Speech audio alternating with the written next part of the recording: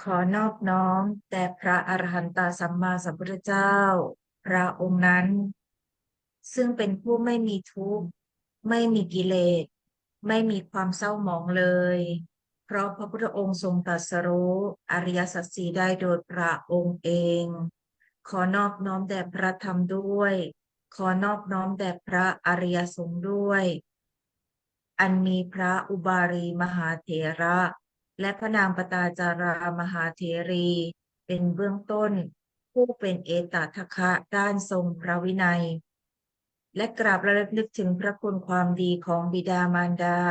คุณครูอุปัชฌาย์อาจารย์ในทุกภพชาติกราบขอโอกาสพระเถรานุเถระพระมัชชิมะพระนวกะและสามเณรทั้งหลายในโอกาสกล่าวธรรมกล่าววินัยเพื่อถวายความรู้และขอความสุขความเจริญในธรรมะจงมีแด่เพื่อนพรหมจรรย์อุบาสกและอุบาสิกาผู้สนใจใฝ่ในธรรมทุกท่านในวันนี้ เป็นช่วงเช้าของวันพุธนะคะที่19เดือนมิถุนายนปีพุทธศักราช2567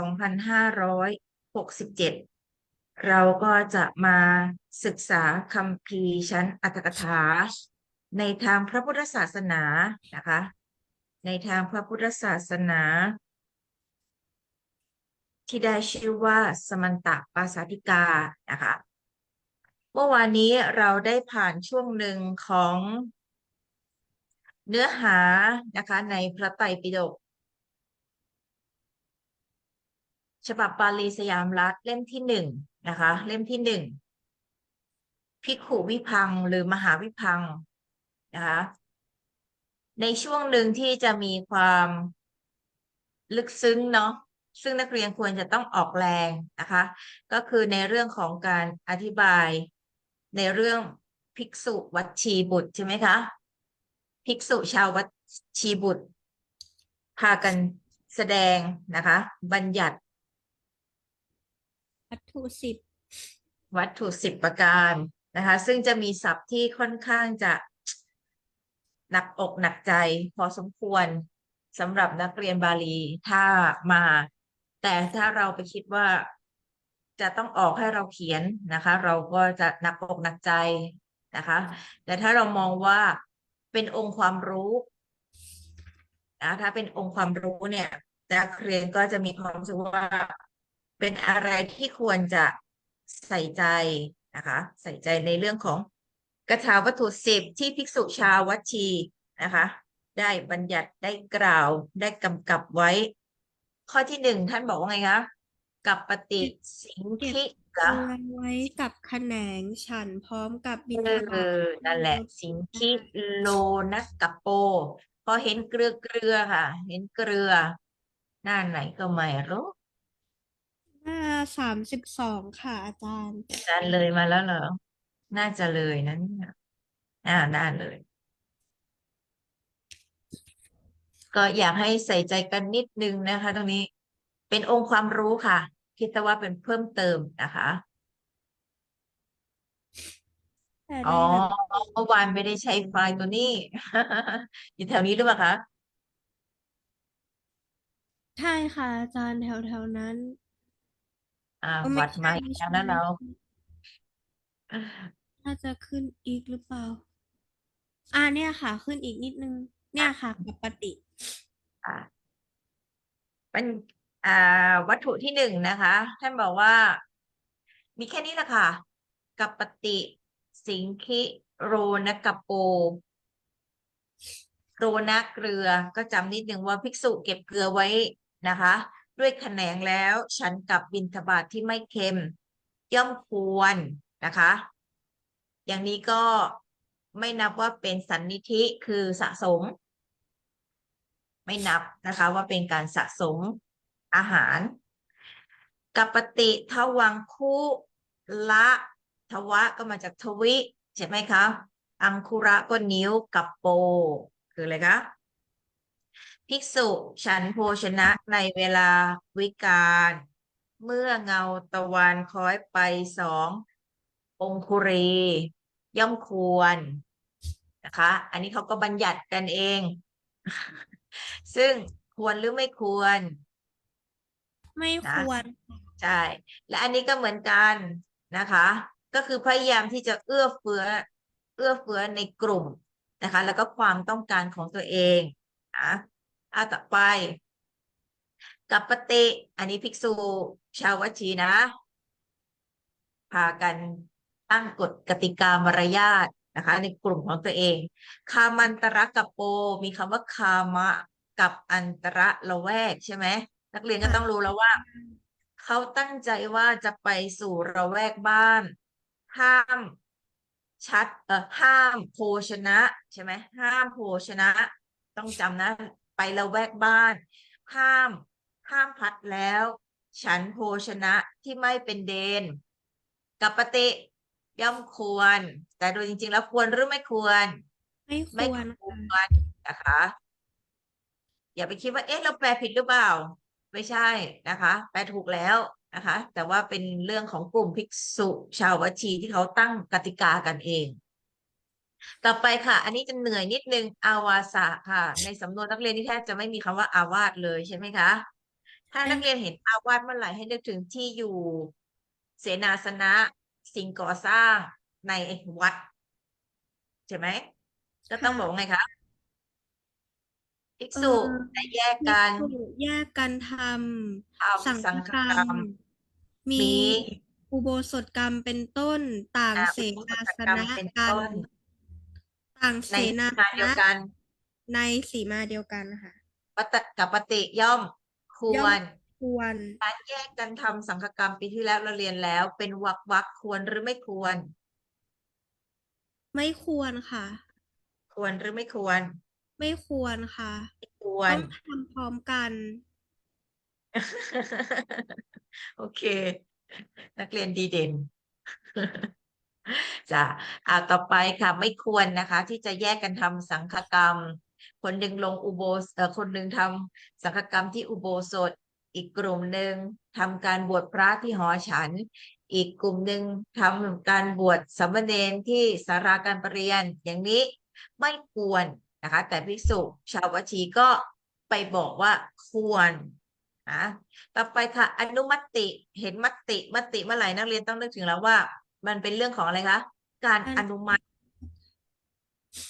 เพราะฉะนั้นต้องมีองค์ความรู้ในเรื่องของอนุมัติว่าภิกษุเมื่อตั้งใจจะถือเอาอนุมัติใช่ไหม ค่ะเมื่อก็คือต้องการฉันทะอนุมัติในสิ่งที่กำลังจะทำเนี่ยภิกษุยังไม่มาถึงแล้วเมื่อเธอเหล่านั้นยังมาไม่ทันสงฆ์เป็นวรรคจะทำกรรมแล้วถือเอาอนุมัติในภายหลังก็ควรอย่างนี้โมเมใช่ป่ะรวบค่ะรัดใช่ไหมรวบหัวเลยใช่ไหมควรหรือไม่ควรไม่คไม่ควรวรทำนะคะแต่ชาววัดชีนะคะไม่ใช่ชาววัดชีกับภิกษุกลุ่มหนึ่งนะคะที่เป็นชาววัดชีก็ไปบัญญัติว่าควรนะคะเพราะฉะนั้นตรงนี้ไม่ต้องตกใจนะว่าทำไมแปลแล้วขัดกับธรรมวินัยของพระเจ้าก็เขาตั้งกฎกติกามารยาทนะคะที่ขัดกันกับที่พระพุทธองค์ทรงบัญญัติไว้เนาะต่อไปมาดูกันนะคะเดี๋ยวนะแป๊บหนึ่ง อาจินนะประพฤติติดต่อเนื่องประพฤติกันมาดีแล้วต้องย้อนกลับไปละข้อมูลคืออะไรคะจินนะอาพระอาจจินารย์อะไรคะประพฤติกันพระอุปัชฌามาย์ค่ะเคยประพฤติในสิ่งที่สมควรมาค่ะก็ก็ไปบอกว่าสิ่งนั้นพึงชอบทำบางส่วนที่ไม่ชอบทำไมคะข้อที่ชอบทำก็ย่อมควรบางส่วนที่ไม่ชอบทำก็ย่อมไม่ควรบางส่วน ก็คืออะไรที่ครูบาอาจารย์ท่านประพฤติมาเริ่มจำแนกว่าอันเนี้ยมันไม่ใช่สมัยแล้วอันนี้ไม่ต้องทำหรอกครูบาอาจารย์ก็ไมาอยู่แล้วอย่างนี้เป็นต้นซึ่งควรหรือไม่ควรก็ไม่ควรแต่ก็ไปบัญญัติว่าควรนะคะต่อไปอมัตถิตกโปเนี่ยแหละค่ะอันนี้เหนื่อยนิดนึงค่ะแทบไม่เห็นอะไรเลยนะคะไม่มีศัพท์เลยไม่มีศัพท์อะไรเลยนะคะไม่เห็นอะไรเลยที่หาได้ทั่วไป ราะฉะนั้นข้อเนี้ยเป็นข้อที่1 2 3 4ที่เจ็ด ข้อที่7แล้ว ตรงนี้จะเป็นเรื่องของนมสดใช่ไหม ใช่ นมสดใดละความเป็นนมสด ไม่ต้องดูบาลีเลยนะคะ ยังไม่ถึงความเป็นนมส้มทัตทิยังไม่ถึงความเป็นทัตทินมส้ม ฉันแล้วห้ามพัดแล้ว ฉันนมสดนั้นที่ไม่เป็นเดนจริงๆไม่ควรนะคะ ก็คือหลังเที่ยงไปแล้วก็พูดง่ายๆว่า ไม่ควรฉันนม ประเด็นตรงเนี้ย ไปฉันนมสดที่ไม่ถึงกับความเป็นนมส้มที่เป็นเภสัชอ่ะ ฉันเข้าค่ะไปจริงๆแล้ว จัดว่าเป็นอาหารมื้อหนึ่งนะคะภิกษุชาวชีก็ไปบอกว่าก็ควร ซึ่งเป็นสิ่งที่ไม่ควรนะคะกับปฏิชโลคิงปาตุงโอ้ยเหนื่อยเลยค่ะชโลคิงคืออะไรคะเมื่อกี้นสุรามค่ะคราวนี้เหล้าค่ะจำอย่างนี้นมกับเหล้าเพราะว่าไอ้อื4 ข้อเนี้ยเหนื่อยนิดนึง7 8 97 8แค่นั้นแหละ9ไม่ยากละผ้าปูนั่งที่มีชายใช่ไหม ค่ะยากละข้อ 7กับข้อ 8นมกับเหล้าต่อไปสุรา ท่านบอกว่าสุราแบบอ่อนๆนะคะดื่มสุราอ่อนๆคือเอาไปผสมอ่ะก็ควรคือไม่ได้ดื่มตรงๆนะว่าเป็นสุราเมรัยเพียวๆใช่ไหมคะแต่เขาเอาไปผสมก็ควรซึ่งจริงๆแล้วไม่ควรนะคะแต่เว้นภิกษุผู้ป่วยไข้มีในอานาบัตินะคะภิกษุชาวชีบุตรก็ไปบัญญัติว่าควรซึ่งเป็นสิ่งที่ไม่ควรนะคะต่อไปอันนี้ไม่ยากแล้วค่ะถ้านิสีธนะใช่ไหมคะมีชายจริงๆแล้วไม่ควรนะคะไม่ควรใช่ปะใช่มีชายค่ะหรือไม่มีชาย ถ้ามีชายเนี่ยมันก็ไม่ควรทั้งหมดอะค่ะอาจารย์จะมีหรือไม่มีมันใช้ไม่ได้นิสีธนะนะคะพระนิสีธนะอัทค่ะสกังต่อไปสุดท้ายนะคะก็จะเป็นเรื่องของชาตารูปรัชตะนะคะเออโอ้โหนี่เขาอุตส่าห์ไปลอกให้เราเลยนะเนี่ยอ่าชาตารูปรัชตะแปลว่าอะไรคะเงินทองนะคะเงินหรือทองเป็นมีสิ่งที่มีรูปใช่ไหมคะแทนมูลค่าของเงินและทองตัวนี้นะคะก็ไปบัญญัติว่าควรซึ่งพระพุทธเจ้าก็ตรัสแล้วว่า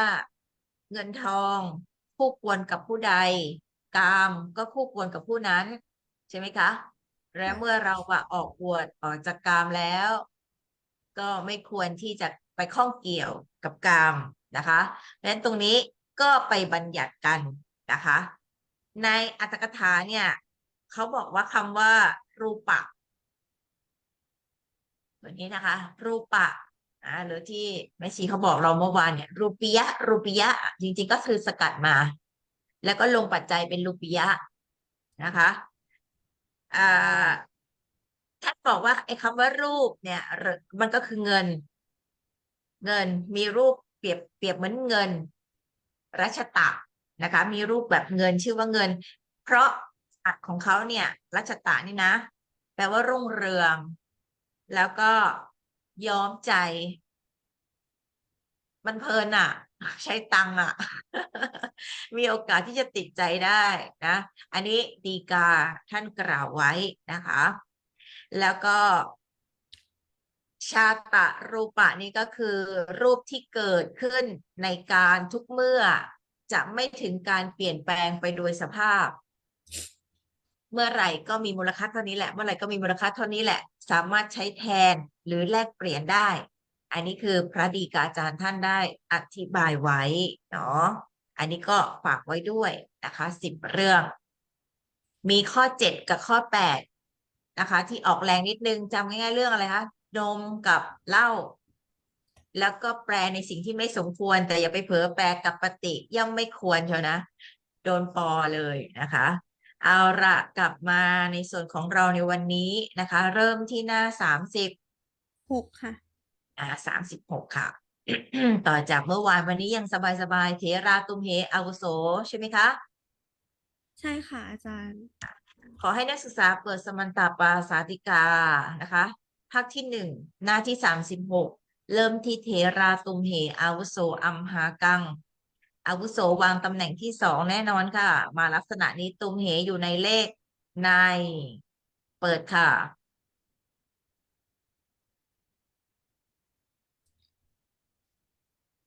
ตรงนี้เขาแก้ว่าวัตวาเป็นกริยาประธานเปิดโยชนาค่ะโยชนาหน้าโยชนาหน้า60เจ้าค่ะ ข้อ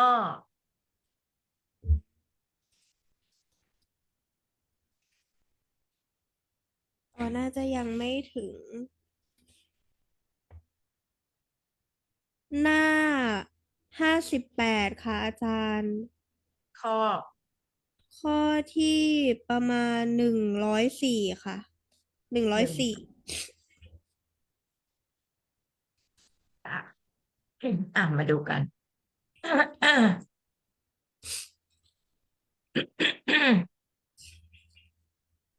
เสียงก็จะแย่แล้วแต่ยังไหวอยู่โยชนาค่ะ ข้อที่104เห็นหน้าจอใช่ไหมคะ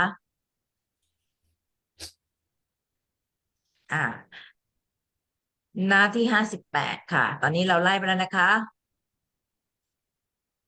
ครั้งนั้นอัฏฐะก็คือเวลานั้น เกิดความลำพึงนะคะ ไปอีกค่ะ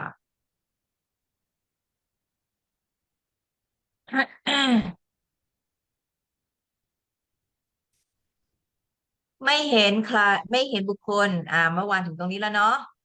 ได้ค่ะเห็นแต่เท้ามหาพรหมที่อบรมบ่มมักใช่ไหมคะหลังจากนั้นก็คือในเวลานั้นอ่ะจบไปค่ะมันเตหิเป็นกรณะในบทว่าปโรพิโตแปลแล้วยังแปลแล้วเนาะแล้วค่ะต่อไปค่ะอิทธิศัพท์เอตังเป็นสรุปอะเข้าที่ปทัสสะมาแล้วค่ะเตเถรานะคะเตเถรา เตเถราต่อไปทหารภิกขุทเวปิอิติปทัสสะวิเศษนังก็ไม่มีอะไรเตทัตตวาบทว่าทัตตวาเป็นปุพการกิริยาในบทว่าปรินิพพุตตายังไม่ถึงเนาะตรงนี้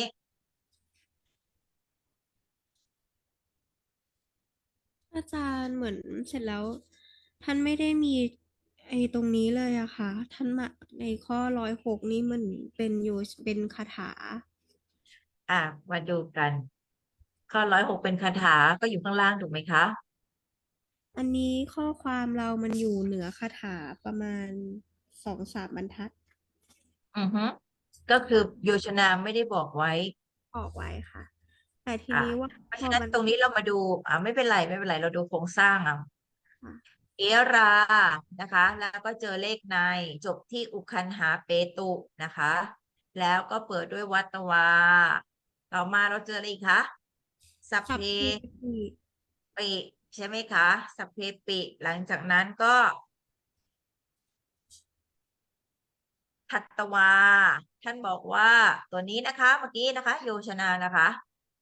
บอกว่าเป็นปุพการกิริยาใน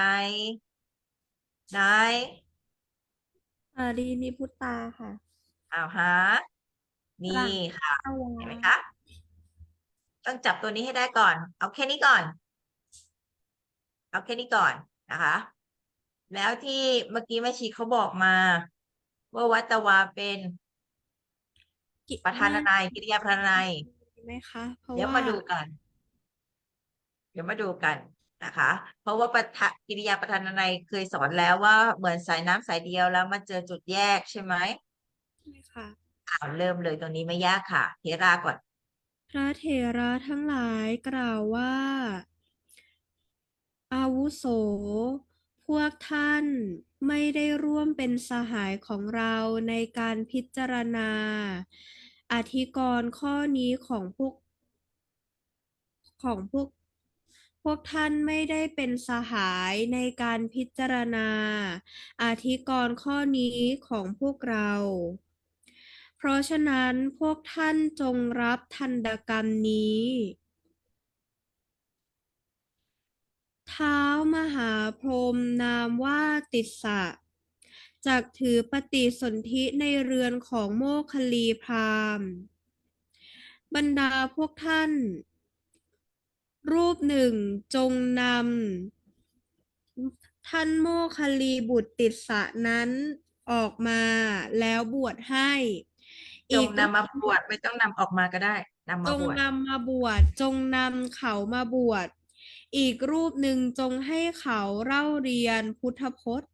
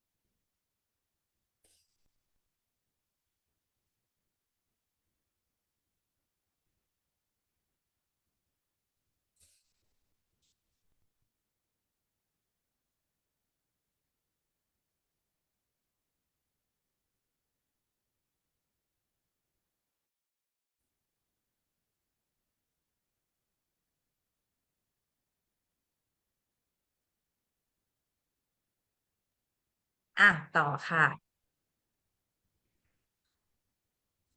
อ่ะตรงนี้ค่ะอีกทีหนึ่งสำนวนเมื่อกี้ค่ะ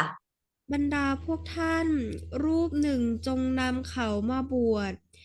อีกรูปหนึ่งจงให้เขาเล่าเรียนพระพุทธพจน์จงนำ โมคคัลลีหรือติสสะมหาพรหมนั้นใช่ไหมตังนะคะนั้นมาบวชรูปหนึ่งจงให้เขาเรียนพระพุทธพจน์ต่อไปค่ะแล้วเสร็จแล้วหลังจากนั้นมันเป็นขึ้นประธานใหม่อะค่ะอาจารย์ค่ะค่ะพระเถระผู้มีฤทธิ์มากมีท่านพระสัพพกามีเถระเป็นต้นเหล่าเอานั้นเอาแม้ เอาเอาสัพเพปิก่อนลูกสัพเพปิก่อน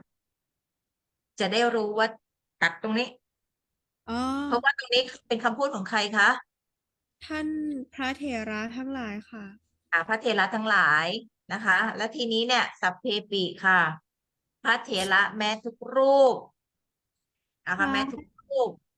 พระเถระแม้ทุกรูปผู้มีฤทธิ์มาก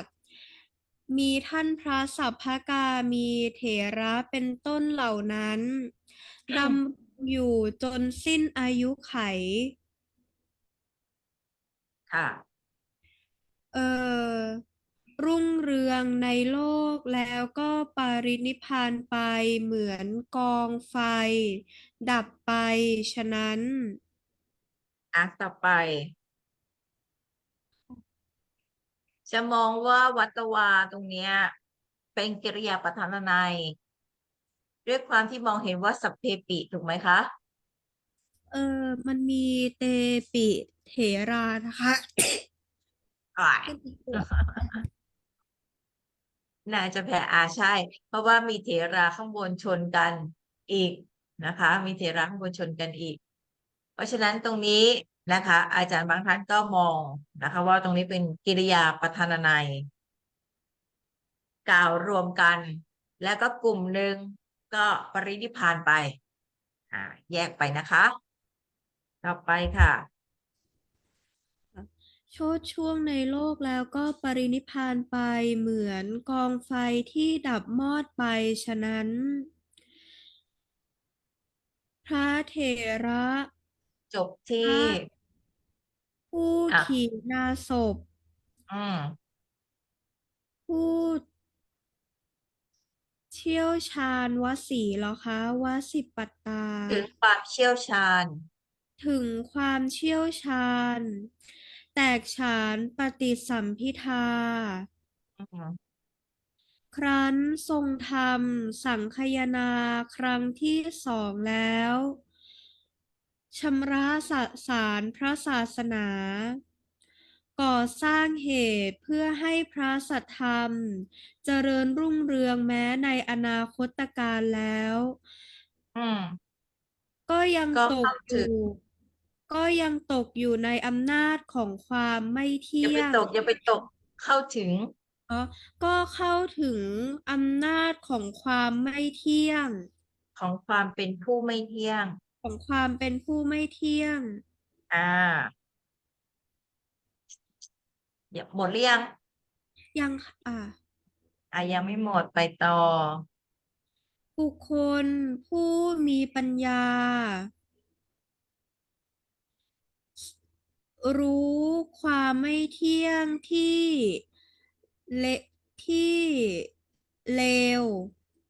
ครอบงำได้ยากอย่างนี้ควรพยายามเพื่อจะบรรลุอมตะบทที่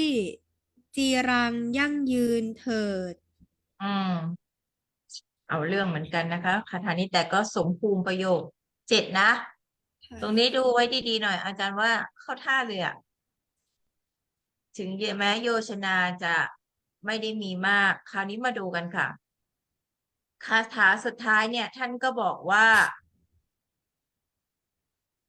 บุคคลผู้มีปัญญาใช่ไหมคะถูกไหมใช่ค่ะ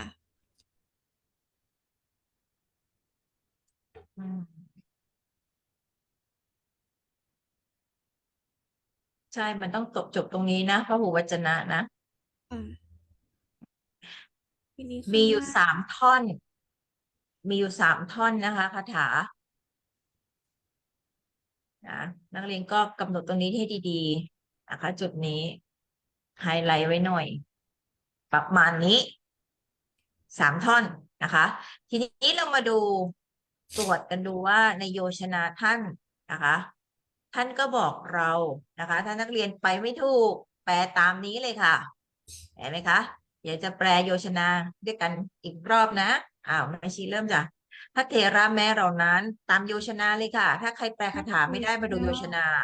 พระเถระแม้เหล่านั้นผู้มีฤทธิ์มากมีท่านพระสัพพกามีเถระเป็นต้นรุ่งเรืองในโลกเหมือนกองไฟดุจกองไฟฉะนั้นอืมสังคายนาครั้งที่สองแล้วชำระสาสางพระศาสนาทำเหตุเพื่อให้พระศาสนารุ่งรุ่งเรืองแม้ในรุ่งเรืองแม้ในอนาคตการแล้วก็ปรินิพพานไปหยุดก่อนเห็นไหมคะนี่คือท่อนที่1ถ้าแปลโยชนาปุ๊บจะง่ายเลยค่ะนะจะง่ายเลยถ้าเกิดใครไม่สามารถกำหนดได้นะซึ่งกำหนดยากมากคาถาจริงไหมคะพระอัตถนี่ค่ะ กถาจารย์เลยต้องมาเรียงร้อยเหมือนกับหนังสือหน้าแรกของเรานั่นเองนะคะเอาต่อไปคาถาที่2ค่ะพระเถระแม้เหล่านั้นถึงเป็นพระขีณาสพถึงถึงควาความมเชี่ยวชาญแตกฉาแตกนปฉานฏิสัมภิทาก็ก็ยังเข้ายังถึงเข้าอถึงำนาจแห่งความเป็นผู้ไม่ไม่เที่ยงเที่ยง ค่ะจบคาถาที่2ง่ายสุดๆเลยเห็นไหมคะเพราะฉะนั้นอย่าทิ้งโยชนากันเด็ดขาดนะคะต่อไปคาถาที่3ค่ะ ทีโรยังนักไม่ต้องลงข้างในนะนักปนักราชญ์ศึกษานักศึกษาผู้มีปัญญา รู้ความเป็นผู้ไม่เที่ยงที่เลวครอบงำได้ยากอย่างนี้แล้วอมบทใดบทอมตะบทใดที่จีรังยั่งยืนมีอยู่ ควรพยายามคเพื่อวรพยายามคือทำความเพียรเพื่อบรรลุบทนั้น จบเลยแค่นี้เองถ้าแปลได้ตามเนี้ยเขาบอกโอ้ไม่ธรรมดาดูโยชนาเป็นนะแต่ถ้าเราแปลตามภาษาบางทีโอกาสเละค่อนข้างสูง เละแน่ๆถ้าดูมาไม่ดีแล้วก็มีโอกาสลืมได้จริงไหมคะเรื่องความที่ท่านวางไว้ด้วยอำนาจของฉันทลักษณ์นะเพราะฉะนั้นตรงนี้ก็ขอให้เรียนกลับมานะคะดูที่โยชนาข้อที่106เต็มเลยค่ะเพราะฉะนั้นตรงนี้บอกได้เลยว่าเป็นข้อสอบได้ค่ะเป็นตัววัดเลยค่ะว่านักเรียนดูโยชนาเป็นไหมแล้วก็การวางมีกิริยาประธานนัยด้วยเถรานะคะเถราในเบื้องต้นใช่ไหมคะ เถราตัวนี้นะคะเถราในเบื้องต้นที่เป็นปกติกตาใช่ไหมคะของวัตตวาแล้วก็ยังจะมีสัพเพปิเถราใช่ไหมคะที่เป็นสยกตาในปรินิพพุตตาแล้วก็เข้าสู่คาถานะคะเข้าสู่คาถาอีก2นะคะซึ่งแจ่มนะเอากระดาษคั่นไว้หน่อยคันไว้หน่อยมีโอกาสกลับมาดูหรือเปิดโยชนาแปลอีกครั้งนะคะจบนะคะการพรรณนาการสังคายนาครั้งที่2ต่อไปเราจะเข้าสู่การสังคายนาต่อไปนะคะไปที่สมันตะของเรากันค่ะเริ่มจาก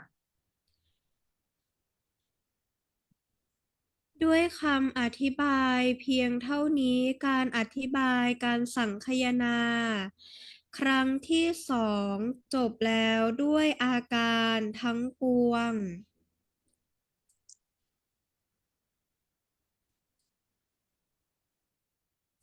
ฝ่ต่อไปายแม้ทะแม้เท้าติสสะมหาพรหมแล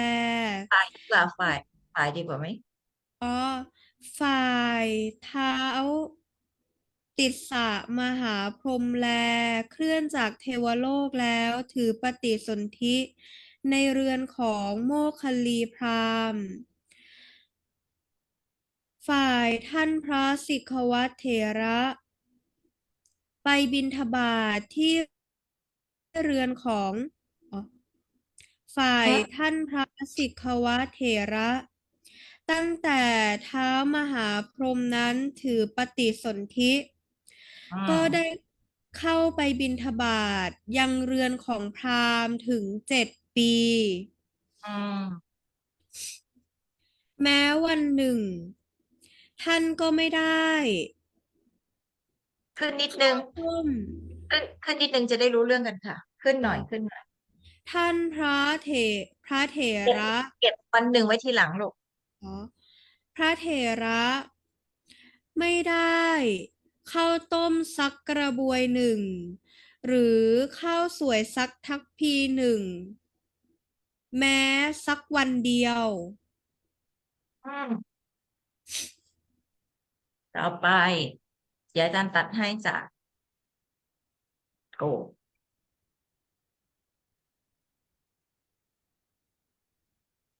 ค่ะวันหนึ่งแต่วันหนึ่งหลังจากผ่านไปได้7 ปีท่านได้เพียงคำพูดว่าเชิญโปรดสัตว์ข้างหน้าเถิดท่านผู้เจริญ เชิญไปโปรดสัตว์ข้างหน้าเถิดขอรับเชิญไปโปรดสัตว์ข้างหน้าเถิดขอรับวันค่ะนั้นเช่นเดียวกันแม้พราหมณ์ก็ทำกิจจำเป็นบางอย่างภายนอกกำลังกลับมาเห็อืนพมระเถระสวนทางมาจึงอิปเถถามว่าอืมบรรพชิตท่านบรรพชิต ท่านมายังเรือนของเราหรือฮะใช่ไหมอ่าคะคค่ะำนี้ท่านมัมานยังเรือนของ แปลกๆอ่ะท่านมายังเรือนของเราหรือ ท่านมายังเรือนของเราหรือพระเถระตอบว่าใช่แล้วพราหมณ์อาตมาภาพไปมาแล้วอ่าพราหมณ์ถามว่าท่านได้อะไรบ้างไหมล่ะได้สิพระเถระตอบว่าใช่เจริญพราพรหมณ์อาตมาได้เจริญพรอาตมาได้แล้เจวริญพรอาตมาเจริญพรพราหมณ์อาตมาได้พราหมณ์นั้นกลับไปถึงเรือนอาจารย์ตัดอ่าไหมคะ ต่อไปค่ะวันหลังแล้วก็ทำอย่างนี้บ้างนะเป็นเครื่องอยู่ได้เลยล่ะอยู่ได้ตั้ง7 ปีเนี่ยถ้าไม่ใช่ไหมใช่ทานอาหารก็คงไม่ได้อะค่ะอาจารย์7 ปีไม่ถึงไม่7 วัน 7 วันอาจไม่จะไม่ได้ถึงเจ็ดต้องบอกว่าไม่ถึง7 คำไปละเชิญไปโปรดข้างหน้าเถอะไม่กลับมาอีกเลยใช่ไหม ใช่ค่ะ ต่อถามว่าพราหมณ์นั้นกลับมาถึงเรือนแล้วถามว่าพวกเจ้าได้ให้อะไรบรรพชิตรูปนั้นไปบ้างไหม บริษัทชนกล่าวว่าพวกเราไม่ได้ให้อะไรเลย วันรุ่งขึ้นพราหมณ์นั้นคิดว่าวันนี้ล่ะเราจะข่มข่มบรรพชิตด้วยการกล่าวเท็จจึงนั่งอยู่ที่ประตูเรือนนั่นแหละ วันรุ่งขึ้นพระเถระมาถึงประตูเรือนของพราหมณ์พราหมณ์เห็นพระเถระเท่านั้นก็กล่าวอย่างนี้ว่าเมื่อวานท่านไม่ได้อะไรในเรือนของเราเลยกลับกล่าวว่าอาตมาได้พวกท่านโกหกได้หรือ พระเถระจึงกล่าวว่าพราหมณ์ในเรือนของท่านหรือตลอด7 ปีเดี๋ยวอาตขออีกทีหนึ่งมาภาพคะขออีกทีหนึ่งลูกขออีกทีหนึ่งลูกขออีกทีหนึ่งตรงไหนอีกทีคะหมดนี้อ๋อเอาเมื่อวาเนียนเอานมันเมื่อวานท่านไม่ได้อะไรในเรือนของพวกเราเลยกลับกล่าวว่าอาตมาภาพได้พวกท่านโกหกได้หรือพวกท่านโกโกหกหกได้ได้หรือหรือค่ะกินนี้มันกินได้หรือเปล่านะพวกท่านโกหกได้หรือมันใช่ไหมค่ะ นี่ประโยคนี้ถ้าเราบอกว่าการโกหกสมควรแก่พวกท่านหรือมันก็รักษาศัพท์หน่อยนะเดี๋ยวเขาก็หมั่นไส้เอาไม่ใช่แค่หมั่นไส้นะเขาก็จะบอกเอามันละนะแทบจะไม่ดูบาลีเลยนะรักษาไว้หน่อยรักษาค่ะไว้หน่อยไว้จบก่อนลูกแปลใหม่เอ่อการโกหกสมควรแก่พวกท่านหรืออืหรือว่ามถ้าเราหักเอาตุมหากังเป็นกัตตาในมุสาได้วาทะได้ไหมท่านควร ท่านควรโกหกท่านควรกล่าวมุสาหรือเนาะหรือหนอท่านควรกล่าวมุสาหรือหนอตั้งคำถามว่าอย่างนี้หรือหนอค่ะแต่เมื่อกี้ตอนแรกแปลว่าไงนะพวกท่านโกหกได้หรือ แน่ อันพวนี้ไม่เอากท่านโกหกได้หรือไม่มีเลยมันก็อยู่ในอันนั้นนะก็เข้าใจอยู่แต่ว่าระวังนิดนึงบางทีถ้าไม่ใช่ระดับครูบาอาจารย์ฟังแต่ว่าเป็นชั้นนักเรียนด้วยกันอ่ะเขาก็จะค่ะไม่ยอมรับในส่วนของเราเข้าใจรักษาค่ะ ไว้นิดนึงค่ะต่อไปค่ะพระเถระกล่าวว่าพราหมณ์ในเรือนของพวกท่านตลอด4 ปีอาตมาภาพไม่ได้แม้เพียงคำพูดว่านิมนต์โปรดสัตว์ข้างหน้าเถิด เมื่อวานอาตมาได้เพียงคำว่านิมนต์โปรดสัตว์ข้างหน้าเถิดใส่แดงเมื่อเลยนะเป็นอาจารย์อ่ะเช่นนั้นอาตมาภาพจึงได้กล่าวอย่างนั้นเทียบเคียงเพราะถือเอาการปฏิสันถานนั้นอืมพราหมณ์ในเรือนของท่านแต่ตัวนี้ก่อนนะคะเมื่อกี้นะคะในเรือนของท่านตอ่ลอดา7 ปีอาตมาใช่ไหมคะตลอด7 ปีการรัศมีอีกการรัศมีตลอด7 ปีอ่ะ ไม่ได้ไม่ได้แม้เพียงแม้อาตมาเนี่ยใช่ไหมพวกค่ะอาตมาเนี่ยไม่ได้แม้สักคำว่าขอท่านทำไมคะนิมนต์ไปโปนิรดมนต์ข้างหน้าเถิดในวันมะรืนเมื่อวานใช่ไหมคะทำไมคะก็ได้เพียงคำเพียงว่านิมนต์ไปโปรดข้างหน้าเถิดใช่ไหมคะดังนี้นี่แหละตรงนี้นะคะที่เขาแปลนะคะเพราะฉะนั้นมะยังกินความถึงตรงนี้นะคะเอาให้ดีๆนะตรงนี้นะเขาแปลสถานที่ก่อนแล้วก็แปลการรัศมีต่อไปค่ะอัจเฉตังอัฏฐะอยู่ในเลขในเมื่อเป็นเมื่อเช่นนั้เป็นเช่นนนั้นเมื่อเป็นเช่นนั้นทำไมคะอาตมาได้มหา กล่าวอย่างนี้ใช่ไม่ใช่มหานะคะโวจุมหาอโวจะค่ะตรงนี้มีอโวจะอยู่นะคะอาตมาจึงได้กล่าวอย่างนี้ทำไมคะเทียบเคียงใช่ไหมคะเทียบหรือหมาเคียงยหมายเอาเอาการปฏิสันถานนั่นอย่างนี้นะคะก็ได้แล้วไงได้คำว่าอะไรอติจทะอติจทะ เป็นเราไม่กลับมาอีกเลยครับไม่ต้องถึง7 คำต่อไปค่ะฝ่ายพราหมณ์คิดว่าสมณะเหล่านี้ได้เพียงการปฏิสันถานยังสรรเสริญว่าเราได้ของเคี้ยวและของเคี้ยวของฉันอะไรอื่นทำไมจักไม่สรรเสริญเล่า พราหมณ์เลื่อมใสอย่างนี้แล้วจึงสั่งบริษัทชนให้ถวายภิกษา1 ทัพพีจากพัดที่เขาตราเตรียมไว้เพื่อตนและกับข้าวที่สมควรแก่ภิกษานั้นเป็นแล้วกล่าวคะคะที่อะไรนะที่สมควรนะคะอ่าที่ที่สมสมคควรวรแก่ภิกกับษานั้นภิกษานั้นค่ะ แล้วกล่าวว่าท่านจักได้ภิกภิกษานี้ตลอดกาลทุกการนะคะทุกการทุกเวลาทุกทุกเวการลาจะได้ข้าวกับนะค่ะนี่อ่าก็ฉลาดนะเนี่ยต่อไปตั้งแต่วันรุ่งขึ้นท่านอืมจำเดิมจำเดิมแต่วันรุ่งขึ้น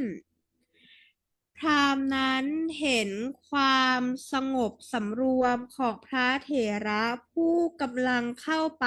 ก็เลื่อมใสโดยยิ่งโดยประมาณ ทูลนิไม่ใช่ทูลไม่ได้กล่าวนิมนต์พระเถระเพื่อทำภัฐกิจในเรือนของตนนิจจกาลังตลอดการเนืองนิดค่ะเป็นประจำเห็นหน้าอาจารย์แล้วแบบ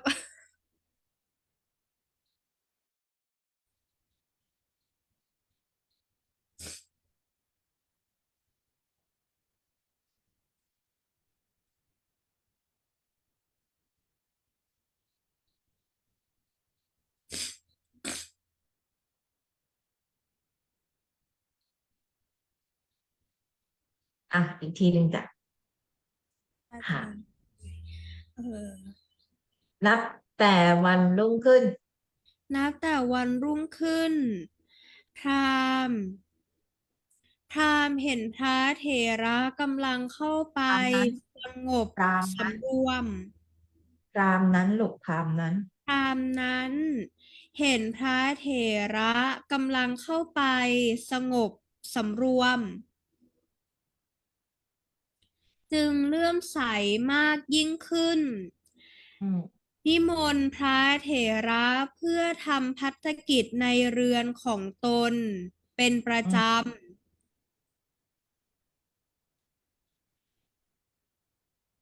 พระเถระรับนิมนต์แล้วทำภัตกิจทุกวัน อืมเมื่อจะกลับก็กล่าวพระพุทธพจน์บ้างเล็กน้อยแล้วจึงกลับ ฝ่าค่ะยมานพน้อยแลมีอายุได้เพียง16 ปีเท่านั้น ก็ได้ฝ่ายเรียนมาจบนพอ่ะค่ะฝ่ายฝ่ายมานพมานพน้อยมีอายุได้เพียง16 ปีเท่านั้นมานพน้อยเนี่ยวันก่อนอาจารย์เพิ่งคุยกับหลวงพ่อเนี่ยไอ้กอไก่เนี่ยมันแปลว่าน้อยได้ไงมันจะกะใช่ไหมเตียงน้อยปิตกะเรียนน้อต่ยำน้อยโอตกะและอีกน้ปุตอยตกะลูกน้อยโปตกะตัวน้อยแต่16ถือว่ามันก็ไม่น้อยแล้วนะถ้าในสมัยนั้นสิบใช่หกไหม ก็คือโตนะใช่ไหมมันก็เป็นแค่กะสกัดถะเท่านั้นนะคะสกัดมาเฉยๆมานวโกค่ะอ่ะไม่น้อยแล้วล่ะค่ะแม้มานพนั้นแลก็มีอายุได้16ปีก็เท่าได้นั้นเรียนจบไตรเพศค่ะค่ะ ไม่แปลเลยอะฟังเฟิงเลยนะก็ได้เป็นผู้ถึงฝั่งแห่งไตรเพศเออไว้จบก่อนค่อยไปแปลแบบนั้นเข้าใจไหม เขาจะได้เขาจะได้ขยี้เราเอานะทุกวันนี้นะมันจะไหนนะแปลอย่างนี้ได้ยังไงคือถ้าเป็นครูบาอาจารย์อ่ะเขาชื่นชมเขาจะว่าลูกแน่นอนว่าเอ้ยกล้าแปลใช้ได้เข้าถึงอัดอ่ะแต่รอจบก่อนถ้าเราแปลแบบนี้โดยนักเรียนที่เรียนเสมอกันอ่ะหรือชั้นที่ล่างกว่าที่ยังไม่เห็นสำนวนอะไรหลากหลายเนี่ยเขาก็จะปฏิเสธหรือค้านได้ค่ะนะคะเพราะฉะนั้นก็รักษาศัพท์ไว้ก่อน ค่ะทำยังไงก็ได้ให้เกิดประโยชน์สูงสุดแล้วมีคนนำไปใช้ได้ประโยชน์สูงสุดส่วนสำนวนเกลาเดี๋ยวใจเย็นๆนะคะใจเย็นๆแต่เอาอย่างนี้ก็ได้เอาแบบเอาแบบสำนวนเทพมาก่อนก็ได้แล้วก็โดนอาจารย์บอกเอาอีกรอบไม่เป็นไรทำงานสองค่ะรอบหนูเก็บเอาได้ไว้เขียนคำถามก็ได้ค่ะได้เป็นพูดถึงฝั่งรักษาศัพท์นิดนึงค่ะเดี๋ยวจะโดนค้านเอาได้เป็นผู้ถึงฝั่งแห่งไตรเพศค่ะคนอื่นไม่ว่าใครก็ตามจะนั่งอาสนะหรือนอนที่นอนของคนผู้บริของผู้บริสุทธิ์ผู้มาจากพรหมโลกไม่ได้ ฉีกศัพท์จับคู่นะคะฉีกศัพท์จับคู่นั่งบนที่นั่ง หรือนอนบนที่นอนอย่างนี้เรียกว่าลีลาของการฉีกสับจับคู่จริงๆก็ไม่ได้ฉีกสับแต่จับคู่อย่างเดียวนะคะแต่ถ้าจะแปลว่าจะนั่งนอนบนที่นั่งที่นอนก็ไม่มีใครว่าแต่ถ้าอย่างนี้ก็ชั่วโมงบินก็จะสูงขึ้นนะคะก็เป็นสิ่งที่นักเรียนประโยคสูงควรจะต้องฝึกหัดทำนะคะอย่างนี้สนับสนุนนะคะต่อไปจ้ะ จริงๆมันธนาเนี่ยต้องฝึกแปลแล้วนะต่อเวลาเวลาที่มานพนั้นไปยังเรือนของอาจารย์บริษัทชนจะใช้ผ้าขาวคลุมเตียงและต่างของเขาแขวนเก็บไว้ หืมอีกทีสิใช้ผ้าขาว ปกคลุมปกคลุมเตียงและเตียงฝั่งและฝั่งค่ะต่อรักไปรักของเขามันคล้องอ่ะคล้องแบบคล้องคล้องเก็บไว้อ่าคล้องคล้อเก็บไว้งค่ะคล้องแขวนเก็บไว้ คล้องแขนเก็บไว้ก็คือว่าไม่ใช่วางไว้พร่ำเพรื่อเป็นของสาธารณะให้ไปใช้กันนะคะก็คือปกคลุมไว้อย่างดีเวลาครูบาอาจารย์ไม่อยู่อย่างเงี้ยก็ต้องเอาผ้ามาคลุมม้วนอาสนะใช่ไหมคะเก็บใช่ไว้ค่ะใส่พอกล่องมาก็ไม่มีคลุมกล่องก็แขวนห้อยไว้ให้เป็นของสูง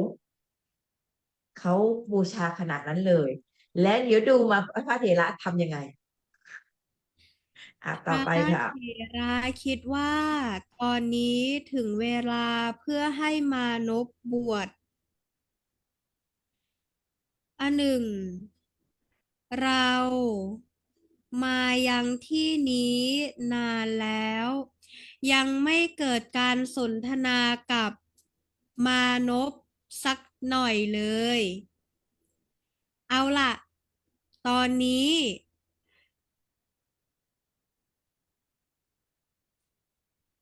สักหน่อยหนึ่งสักหน่อยกาอีจิอะค่ะที่สั่งเหรอกาจิอะค่ะกาจิค่ะแบบ กาจิแปลว่าอะไรอะไรอะไรเรายังไม่เกิดการพูดคุยกับมานพน้อยอะไรอะไรเลยไม่สิอย่าเพิ่งกลับมานพสิเรายังไม่ได้พูดอ๋อ อะไรอะไรกลับมายังไม่เกิดการพูดคุยอะไรอะไรกับมานพน้อยเลยมานพยังน้อยอยู่นะ16แล้วนะจะเอาเขามาไปนพเลบวชยังน้ยอยอยู่ บัดนี้เอาล่ะแบบนี้เอาล่ะบัดนี้เราจากอาศัยบัลลังก์เอาล่ะด้วยอุบายนี้เราจากอาศัยบัลลังก์เดี๋ยวตีตายอ่าต่อไปขึ้นมานะคะนักเรียนล้อมานะคะเพราะว่าประโยคหน้าเป็นอะไรคะอุปัชชติปัจจุบันการเห็นไหมคะประโยคหลังเป็นอุปัชชิสติจะเกิดขึ้นเป็นอนาคตการตรงนี้นักเรียนต้องกำหนดจดจำให้ดีนะคะ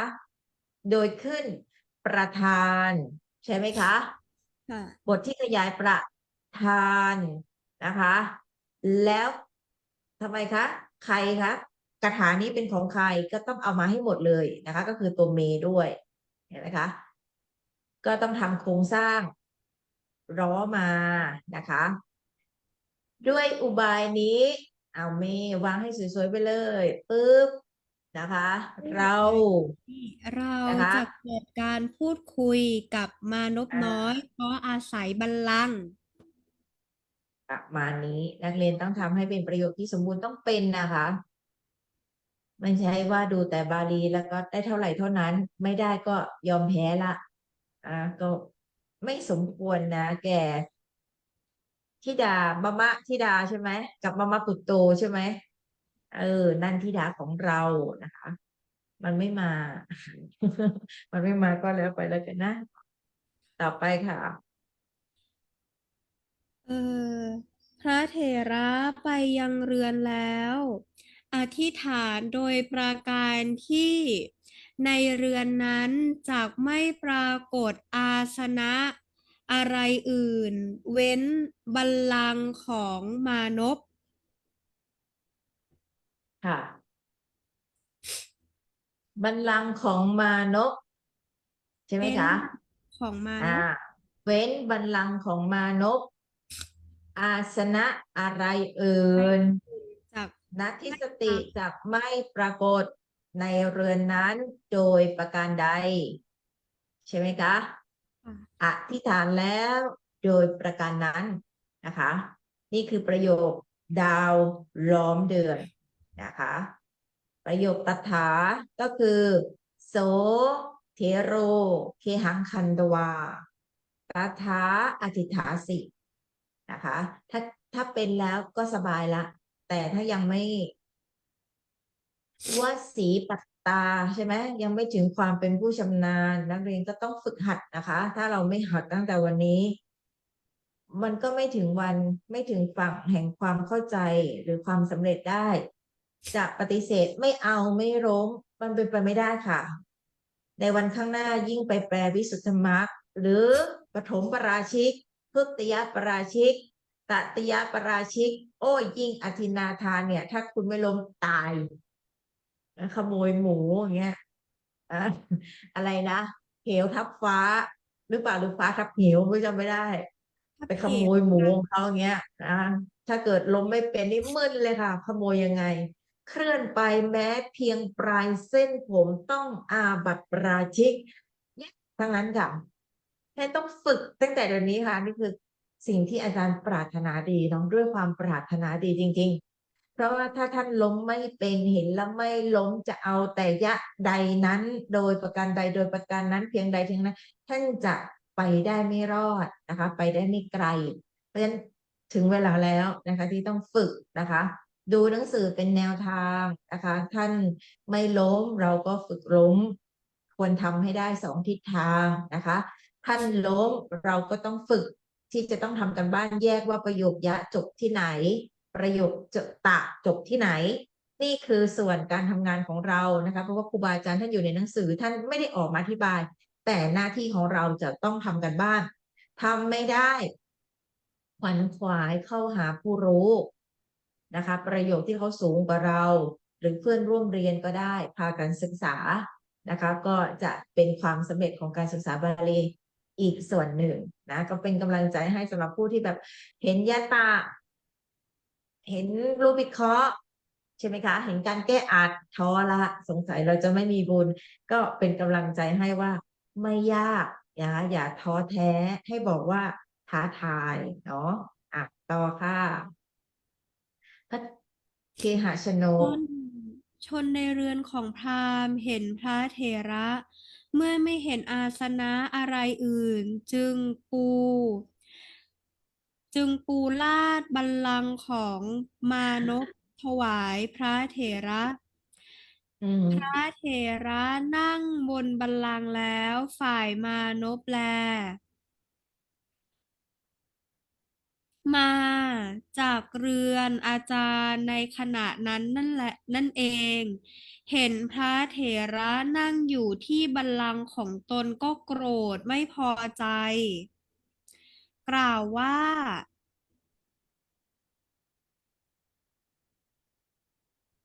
ว่า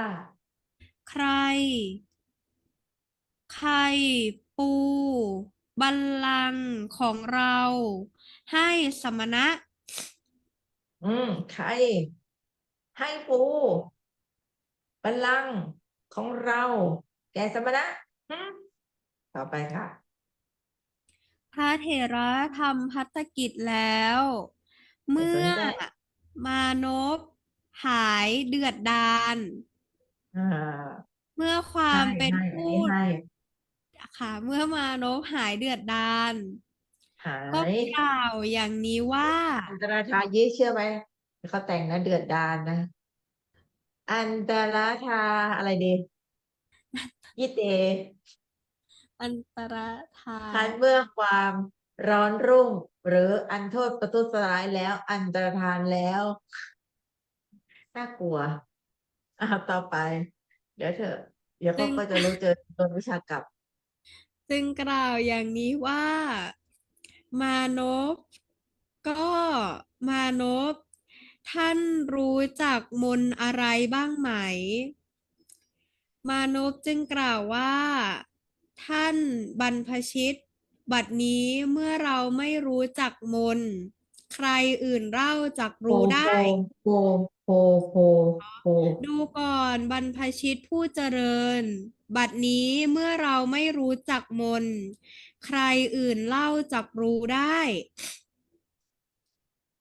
จึงถามพระแล้วถามพระเถระว่าก็ท่านรู้จักมนต์หรือพระเถระจึงกล่าวว่ามานพท่านเธอจงถามครั้นถามแล้วจักสามารถครั้นถามแล้วอาจรู้ได้ไม่เอาเอาใหม่มึน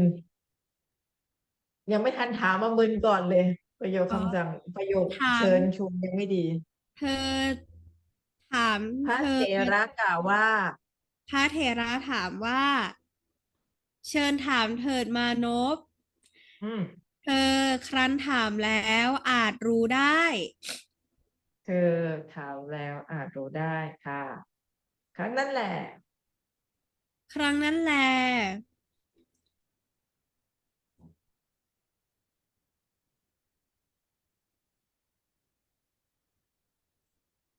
อาจารย์กำหนดยะตาก่อนก็ได้ค่ะจะได้ไปทีเดียวค่ะอืมยานิค่ะหนึ่งเยหนึ่งเยสังสังหนึ่งสอค่ะงยะกี่ตัวก็ช่างตะตัวเดียวรับได้ไหมคะ รับได้ได้ค่ะนะคะแต่ตอนเนี้ยจะยังไม่ให้เขาแปรล้มนะคะเพื่อให้นักเรียนเนี่ยกำหนดรู้ก่อนกำหนดรู้ประโยคยะก่อนนะคะยานิคันทิฐานานิอืมเยสังขยายเยสังขยายปมปัญคันหาทิฐาค่ะนานิอ่าปัญหาคันดิทานคันดิทานานี้เหมือนกับคันดิทาเอาไปดูนาไปดู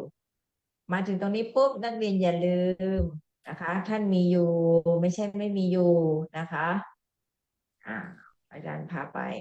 อ่ะพุทธิมันมนพแล้วนะคะอ้าวเห็นไหมคะเห็นไหมคะทุกสังอย่างคันมีหมดดิทานาอยู่นาในโยอยู่ในโยชนาเห็นไหมคะอาจารย์จะตัดลงมาให้นะดูนะคะ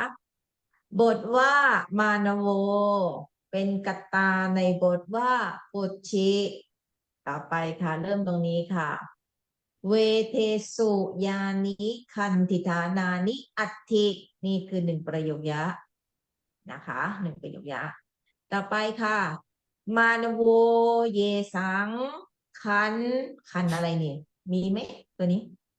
ไม่มีนะคะอาจารย์น่าจะเป็นคันทิตนะคะคันทิตฐานานังนยังนะเอวะปัสสติโอ้ยชิลเลยใช่ไหมอย่างนี้สบายละ นี่คือการกำหนดประโยคยากก่อน จะให้แปลประโยคยากก่อน เพื่อที่จะได้เห็นโครงสร้างนะคะ ต่อไปสนิละถึงเมสุทั้งสามบทใช่ไหมคะ เป็นวิเศษณะของเวเทสุอยู่ตรงนี้เห็นนะ เอาละทีนี้อาจารย์ก็จะนำสิ่งที่โยชนานะคะท่านได้บันทึกไว้ให้เรา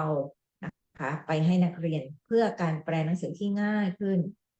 อ่ะดูอ่ะเดี๋ยวเอามาให้หมดแป๊บหนึ่งค่ะ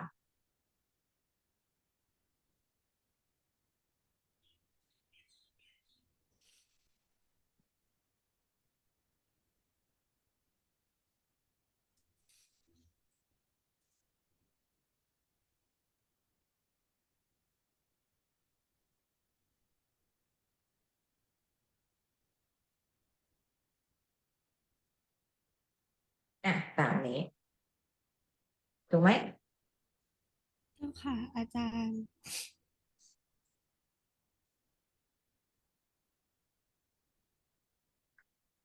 โยโกะสู้สู้ ปมปัญอืมหาใดในเหล่าใดมีอยู่กรมครั้งนั้นแลมานพเดี๋ยวจะตรงนี้อีกทีลูกอ๋อค่ะปมปัญหาใดในเหล่าใดเหล่าใดปมปัญหาเหล่าใดในพระเวสสะในพระเวททั้งสามพร้อมทั้งนิคันดุศาสตร์และเกณฑ์ดุศาสตร์อักษรพร้อมทั้งอักษรศาสตร์และวรรณคดีศาสตร์มีอยู่อืมจะไปเรียนศาสตร์ไหนจ๊ะบอกมาเลยค่ะและปมปัญและนัยยะและอืปมปัญมหาเหล่าใด มีนัยยะที่ตัวมานพเองก็ยังไม่เห็นทั้งอาโหดไหมจารย์ของมานโหดไหมพนั้นเขาแปลโหดไหมไม่ใช่โหดไม่ใช่ไม่โหดนะเขาแปลโหดนะจะบอกให้เขาเลือดเย็นมากเลยนะที่จะบอกให้ แล้วอุตส่าห์ช่วยคนอื่นเขาก่อนแปลธรรมามดานพก่อนลูกเอ้ยก็ยังอุตส่าห์ไม่ทิ้งลีลานะแปลตัวกรรมก่อนนะคะนัยยะแห่งปมปัญหาเราใดที่มานพยังไม่เห็นโดยตัวเองโอ้ยฉันละกลัวเขาเชือดเราจริงๆเลยนะไม่มาใช่ธรรนมดาพนะมานพมานยังพไม่เห็นยังไม่เห็นนัยยะแห่งปมปัญหาเหล่าใดด้วยตนเอด้วยง เออช่วยเพื่อนไปก่อนทั้งอาจารย์ของแม้อาจารย์ของเขาก็ไม่ได้เห็นครั้งนั้นแลมานพถามพระเถระถามพระเถระในปมปัญหาเหล่านั้นอืมจบเท่านี้ค่ะนี่คือค่ะประโยคดาวร้อมเดือนอีกเช่นเคยค่ะนี่นะคะเห็นไหมคะมีเท่านี้แหละค่ะถ้านักเรียนสามารถกำหนดได้จริงๆอันนี้ก็คือประโยคที่แทรกมาก็คล้ายๆกับประโยคสเจประโยคอนัตถระประโยคลักษณะแต่มาในลักษณะของปัทมาซึ่งเรามีให้เห็นเยอะแยะใช่ไหมคะที่อยู่เดินเรื่องมาก็พูดถึงอย่างปิยะเรื่องอังสามาวดีใช่ไหม ค่ะปิพายะกันเล่นน้ำอยู่ใช่ไหมคะขึ้นมาหนาวสั่นเสื้อผ้าเปียกอยู่ๆก็พูดมาเลยว่ามีพุ่มไม้หนึ่งหรือมีกองฟืนกองฟางรู้จำไม่ได้ใช่ไหมตรงนั้นอ่ะมีอยู่อย่างเงี้ยมีให้เห็นด่านเดินนะคะไม่ต้องตกใจแต่นักเรียนต้องกำหนดให้ได้มานโวเป็นสยคตาที่ไหนในยาอุนิทันทิฐานานิใครคุมซึ่งตรงนี้อาจารย์เอามาจากไหนคะโยชนา นี่ค่ะเหลืองๆเนี่ยค่ะอาจารย์เอามาจากโยชนาหมดเลยแล้วถ้าเราไม่ดูเราจะไปแปลได้จังไดเนาะนะคะพูดไปได้ก็บ่นอีกนะคะประโยคนี้ก็คือครั้งนั้นมานพใช่ไหมคะนี่คือประโยคอ่ะแล้วก็มาเจอยะเมื่อกี้ก็ให้เขาแปลแยกแล้วทีนี้จะให้เขาแปลล้มแล้วนะคะช้าๆแล้วก็ตามดูดีๆนะตะมาแล้วก็ล้มดูอีกดูอะไรเขาเรียกอะไรเมาส์อาจารย์ดีๆนะดูเมาส์นะคะแปลตะให้จบไปจนเจอตะแล้วเตรียมลบบอกขนาดนี้นะไม่งั้นเขาเลือดเย็นมากเลยนะเขาไม่สนใครหรอกเขาขอให้เขารีบแปลจบก่อนเดี๋ยวค่อยคุยกันแต่ให้พูดอีกรอบได้ให้ช่วยได้ให้อธิบายได้แต่เขาขอให้เขาไปให้สุดก่อนเชิญค่ะครั้งนั้นแลมานพถามพระเถระในปมปัญหา ขึ้นแล้วนะคะ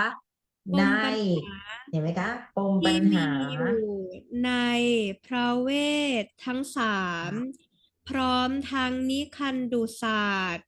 เกณฑ์เกณฑ์ตุพศาสตร์อักษรศาสตร์และวรรณคดีศาสตร์ซึ่งมีนัยยะที่ตัวมานพเองก็ไม่เห็นทั้งอืมอาจารย์ของเขาก็ไม่เห็น เลยจริงไหมแต่ถ้าเราแบบปื๊ดไปไม่รอดค่ะอันดับแรกนักเรียนจะต้องทำกันบ้านก่อนว่าประโยคปะจากไหนถึงไหนยิ่งเป็นประโยคดาวล้อมเดือนถ้าคิดจะล้มแปลประโยคตะไปจนถึงตัวตะแล้วก็เตรียมล้มนะคะทาเสระในปมปัญหาใช่ไหมคะที่มีอยู่ในพระเวสสามและอะไรคะพร้อมทั้ง นิมันตุศาสตร์นิมันตุศาสตร์ว่าด้วยเรื่องของชื่อต้นไม้จดไว้หน่อย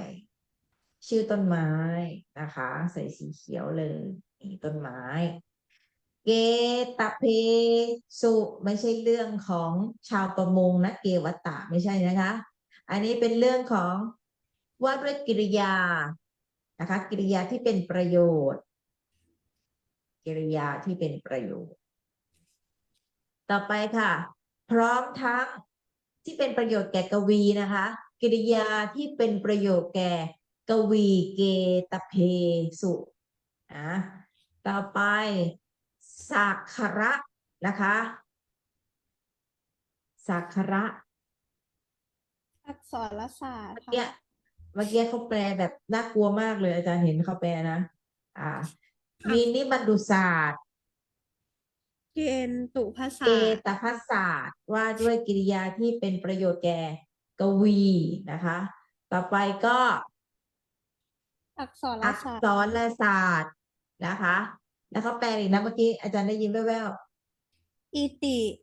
อิติสาหะอะค่ะอาจารย์วรรณคดีศาสตร์ค่ะๆอักษรศาสตร์ใช่ไหมคะประเภทใช่ไหมประเภทอักมีษรศาสตร์มีมีอิติหาสะเป็นที่ห้าตจปัญจกะกรรมฐานน่ะ อิติมีอิติหาสะเป็นที่ห้าซึ่งมานพ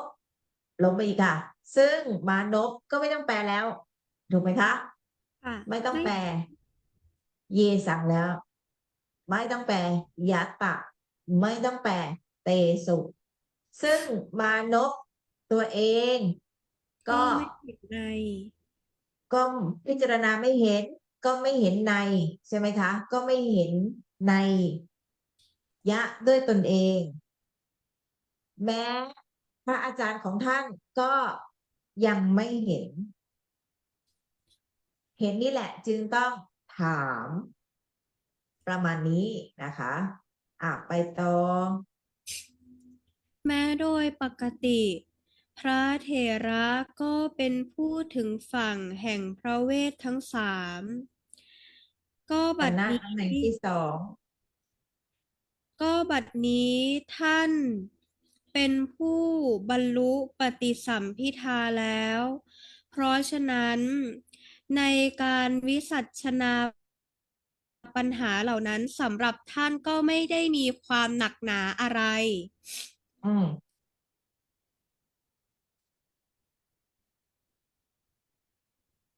เพราะฉะนั้นเหรอคะอาจารย์ไปดูโยชนาค่ะอืมเตนัสสะตัดเป็นตัสมาอาสะเทรัสสะต่อมาค่ะอิติท่านให้แปลเป็นอะไรคะอิติตัสชัดเจมานเห็นไหมคะและต่อไปนี้ก็ อิติเพราะเหตุนั้นใช่ไหมคะอาจารย์ก็ไม่จำเป็นต้องมีอาจารย์แล้วไม่ต้องหาอาจารย์แล้วปีหน้าอาจารย์ก็ไปมรณภาพได้แล้วเพราะฉะนั้นอยู่ตรงนี้นะคะคำตอบอยู่ที่คัมภีร์นะคะคู่มือทั้งหลายแหละนะคะอิติท่านได้แปลเป็นเพราะเหตุนั้นนะคะตัทธะโยกกรรมฐานเนไหนๆดูแล้วนะคะตะโตแปลเป็นในการนั้นนั่งโยกสัมมเนรังไปต่อค่ะตถาไอ้ยะมันแล้วทีนี้รูบิคอนใช่ปะแล้วก็ยัตโตเดี๋ยวค่อยมาดูกันเดี๋ยวเราจะเจอทั้งยัตโตเยนะนะคะอย่าเพิ่งขู่นักเรียนไปดูกันก่อนเริ่มค่ะเพราะเหตุนั้นเพราะเหตุนั้นพระเถระจึงวิสัชนาปัญหาเหล่านั้นได้ทันที แล้อืวมกล่าวกะมานพว่าตัดให้พ่อจ้ะมานพอ่ท่านถาามเดี๋ยวอาจารย์ตัดให้จ้ะพ่อมานพ พ่อมานพท่านถามปัญหาเราหลายข้อแล้ว บัดนี้ บัดนี้แม้เราขอถามท่านสักหนึ่งปัญหา ท่านจักพยากรณ์หรือ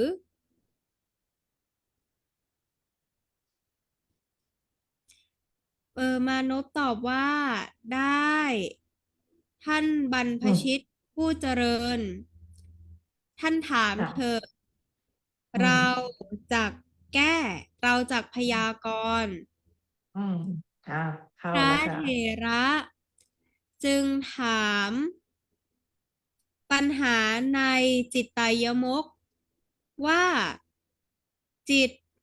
ของผู้ที่มีจิตเกิดขึ้นของผู้ที่มีจิตกำลังเกิดไม่ใช่กำลังดับจักช้าๆนะดับช้าๆนะช้าๆช้าๆช้าๆช้าๆช้าๆแปลจิตนะไม่ยากเขาถามดีๆถามดีๆถามจิตดีของผู้มีจิตกำลังเกิดไม่ๆจิตใช่ของกำลังบุคคลดับใดก่อนอย่าพึ่งลูกอย่าพึ่งลบจะตายก่อนอย่าหัวแตจิตกของบุคเธอค่ะคลใด นี่โยโกะเอ๋ยจิตตยมกนะลูกนะอภิธรรมนะลูกนะมันจะมาล้มระเนระนาดเดี๋ยวจิตเภทเลยนะลูกจิตของธรรมผู้ดาก่อนใดกำลังเกิดไม่ใช่กำลังดับจิตของผู้นั้นจักดับไม่ใช่จักเกิดเอาละนะหนึ่งแล้วนะเดี๋ยวจะถามคนแปลนั่นแหละอาจารย์หนูแปลได้แต่ห้ามถามก็หรืออ่ะว่าก็หรือว่าจิตของบุคคลใดจักดับไม่ใช่จักเกิดจิตของผู้นั้นจักเกิด จิตของผู้นั้นจะเกิดไม่ใช่เออจะดับเอออุปจติจะจะเกิอาจจะดไม่ใช่จะดับไม่ใช่จะดับแล้วไงอ่ะถามอ่ะถาม ใช่ไหมใช่ไหมใช่หรือไม่ใช่ไหม เอาจริงมันจริงๆชอบจริงๆเลยยังจะมีคำถามอีกเนาะที่ว่ามะม่วงในป่าใช่ป่ะใช่ค่ะเถ้าไม่ออมีถ้านอกจากเนี่ยมะม่วงนี้แล้วมีต้นอื่นไหมอืมจิตบุคคลใดนะคะจิตย่อมเกิดจิตของบุคคลใดย่อมเกิดขึ้นจะเกิดขึ้นอยู่จะไม่ดับย่อมไม่ดับไปจิตของผู้นั้นจะดับไปจะไม่เกิดขึ้นหรือก็หรือว่าจิตของบุคคลใดจะดับไปจะไม่เกิดขึ้นจิตของบุคคลนั้นย่อมจะเกิดขึ้นจะไม่ดับไปหรือแปลต้องให้มันเข้าใจนะอีกทีนะจิตของบุคคลใดย่อมเกิดขึ้นหรือจิตของบุคคลใดเกิดขึ้นอยู่กำลังเกิดขึ้นจะไม่ดับไปจิตของบุคคลนั้นจะไม่ดับไปแล้วไงต่อจะไม่เกิดขึ้นจะไม่เกิดขึ้นหรือก็หรือว่าจิตของบุคคลใดจะดับไปจะไม่เกิดขึ้นจิตของบุคคลนั้นย่อมเกิดขึ้นจะไม่ดับไปหรือตายเลยมานพบวชดีกว่าแปลต่อมานพนั้นไม่อาจตอบปัญหาทั้ง พุทธังวาอัตโทวาทั้งเบื้องสูงและเบื้องต่ำได้ใช่ไหมคะอาจารย์ได้ทั้งเบื้องบนหรือเบื้องต่ทั้งเบื้องบนหรือเบื้องต่ำได้จึงถามว่าำที่อะไรท่านบรรพคะชิต ถามมันเด็กน้อยเลย ท่านบรรพชิตจึงถะท่านบรรพชิต จึงกล่าวว่าท่านบรรพชิตผู้เจริญนี้ชื่อมนต์อะไร พระเถระตอบว่า นี้ชื่อว่าพุทธมนต์มานพ มานพถามว่าท่านผู้เจริญท่านอาจให้พุทธมนต์นี้ แม้แก่เราได้ไหม ท่านผู้ให้เจแก่กริระผญ มได้ไหมคให้รับแก่กระผมได้ไหม ท่านผู้เจริญ อืมพระเถระตอบว่าเรา มานพเราอาจให้แก่อืบุคคมล ผู้ถือการบรรพชาที่พวกเราถือ จากนั้น มานพจึงเข้าไปหามารดาและบิดาแล้วกล่าวว่า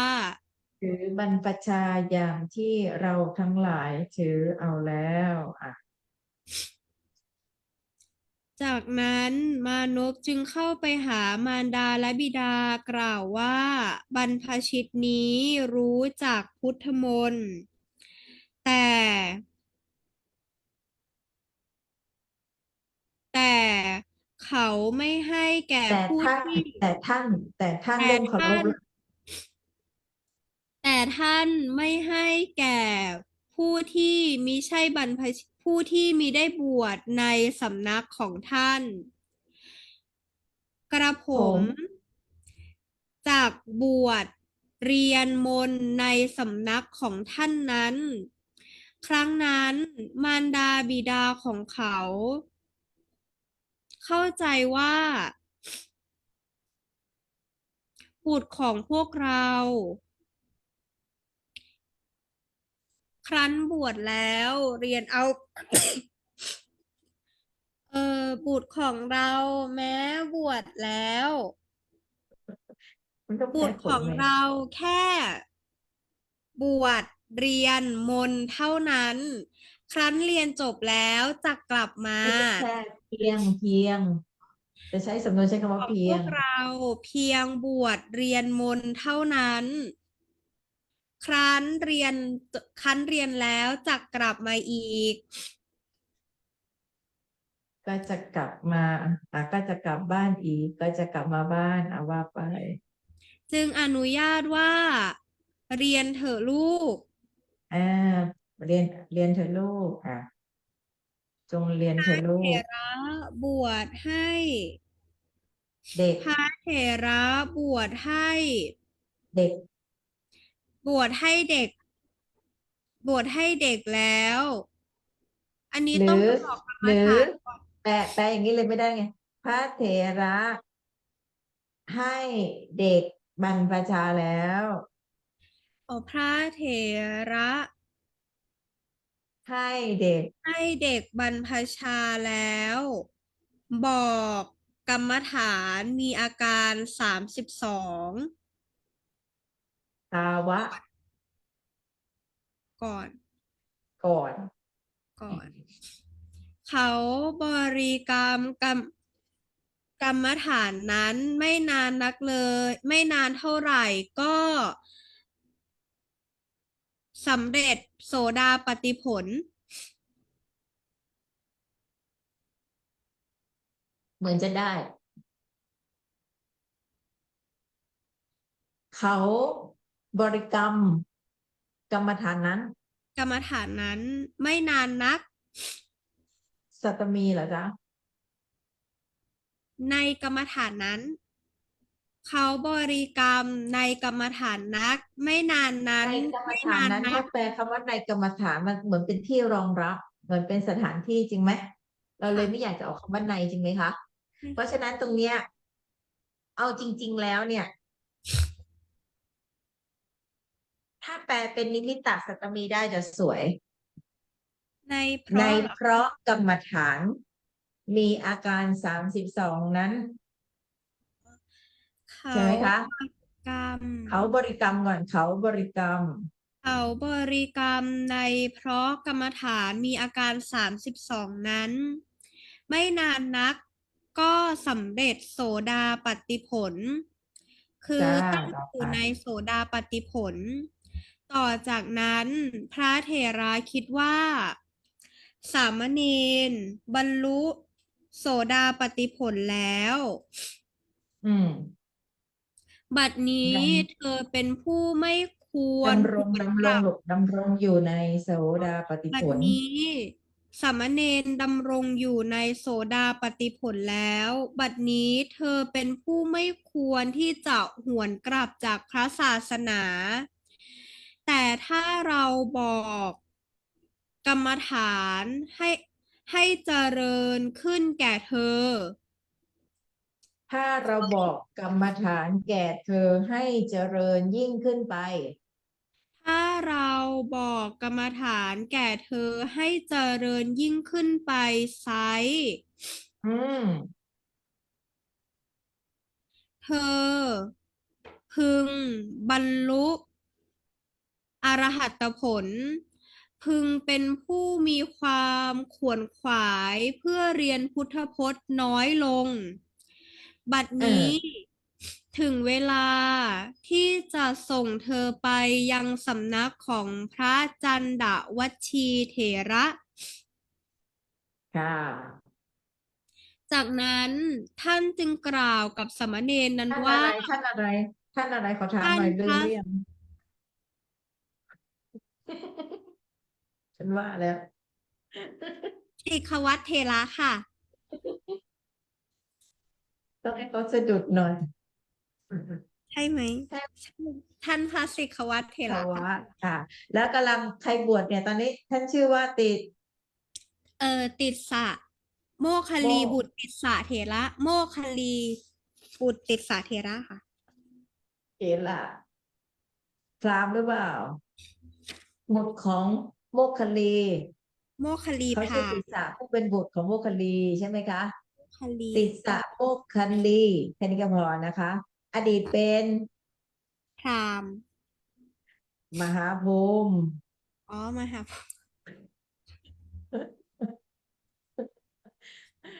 กำหนดดีๆนะค่ะท่านสิทธวัตรกับใครคะใครบวชให้ ท่านพระสิกขวัตรเถระบวชให้ค่ะแล้วต่อไปใครได้รับคำสั่งให้พระอดีตท้าวมหาพรหมหรือท่านติสสะโมคคัลลีเนี่ยเรียนหนังสือจันทวัชชีวัดค่ะชีเถระนะคะกำหนดดีๆนะคะชื่อมีเท่านี้แล้วค่ะแล้วหลังจากนี้เดี๋ยวจะมีอ่าอะไรอ่ะพระ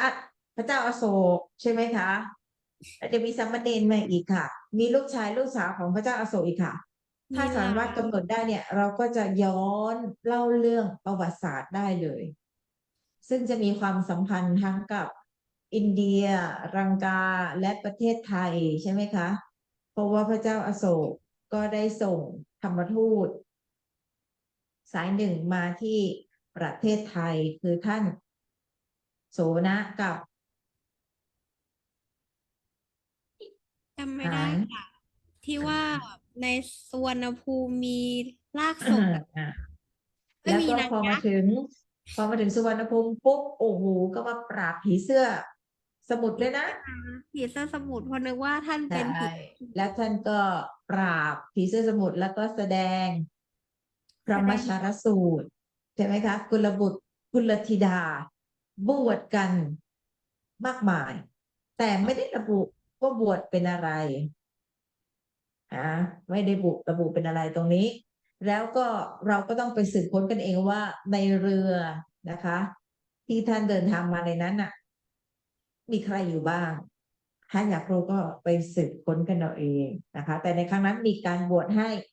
กุลบุตรและกุลธิดาของไทยจริงๆค่ะมีการเกิดขึ้นจริงๆในตอนนั้นนะคะมีการบวชอ่ะต่อไปไหวอยู่เนาะไปค่ะไหวอยู่ไปต่อค่ะจากเดี๋ยวอาจารย์ตัดนั้นให้นะคะจากนั้นจึงกล่าวกับท่านท่านอะไรนะขึ้นมาท่านท่านพระอะไร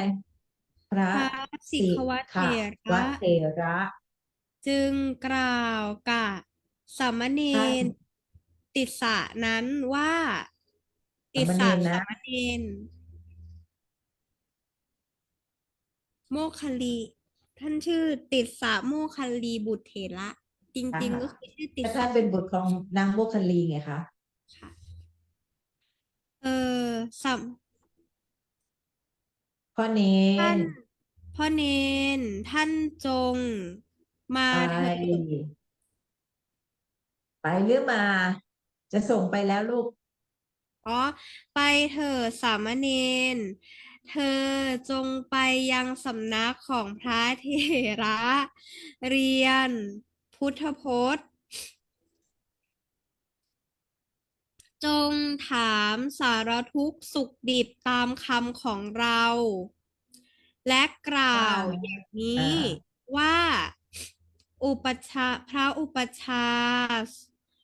ท่านผู้เจริญพระอุปัชฌาย์ส่งกระผส่งมมายังสำนักของท่านและอันหนึ่เมื่อท่านงอันหนึ่อันหนึ่ง งอันหนึ่งเมื่อท่านกล่าวว่าอุปพระอุปัชฌาย์ของเธอชื่อว่าอะไรเธเอธอพึงตอบว่า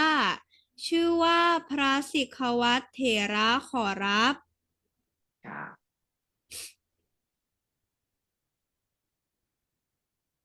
ต่อไปค่ะเมื่อเมื่อท่านถามว่าก็เราชื่ออะไรไม่ใช่ว่าเธอชื่ออะไรนะอย่าเอามันเรานะชื่ออ่ะอะไรเธอพึงตอบว่า พระอุปัชฌาย์ของกระผมทราบชื่อท่านขอรับติสสาสามเณรรับว่าพูดดีๆนะอย่างอพระย่างอุปัชนั้นขอฌาย์นะอย่างนั้นขอรับดีและขอรับอ๋อดีล่ะขอรับจึงกราบท่านแล้วทำปะทักษิณไปยังสำนัก ถึงสำนักของท่านพระจันดาวชีเถระโดยลำดับแล้วก็ไหว้แล้วยืนอยู่ณยังไงที่ลูกมันเป็นยังไงถึงแล้วโดยลำดับที่เป็นยังไงลูกคือเหมือนท่ามีนหลายสำเดินไปนักเลยเหรอเรื่อยๆอะค่ะแบบไปเรื่อยๆแล้วตกลงถึงหรือยังไม่ถึงถึงแล้วค่ะเอาถึงแล้วแล้วทำไมถึงไปโดยลำดับอ่ะ ก็ไปยังสำนักของท่านพระจันดาวชีเถระโดยลำดับยังไม่ชอบ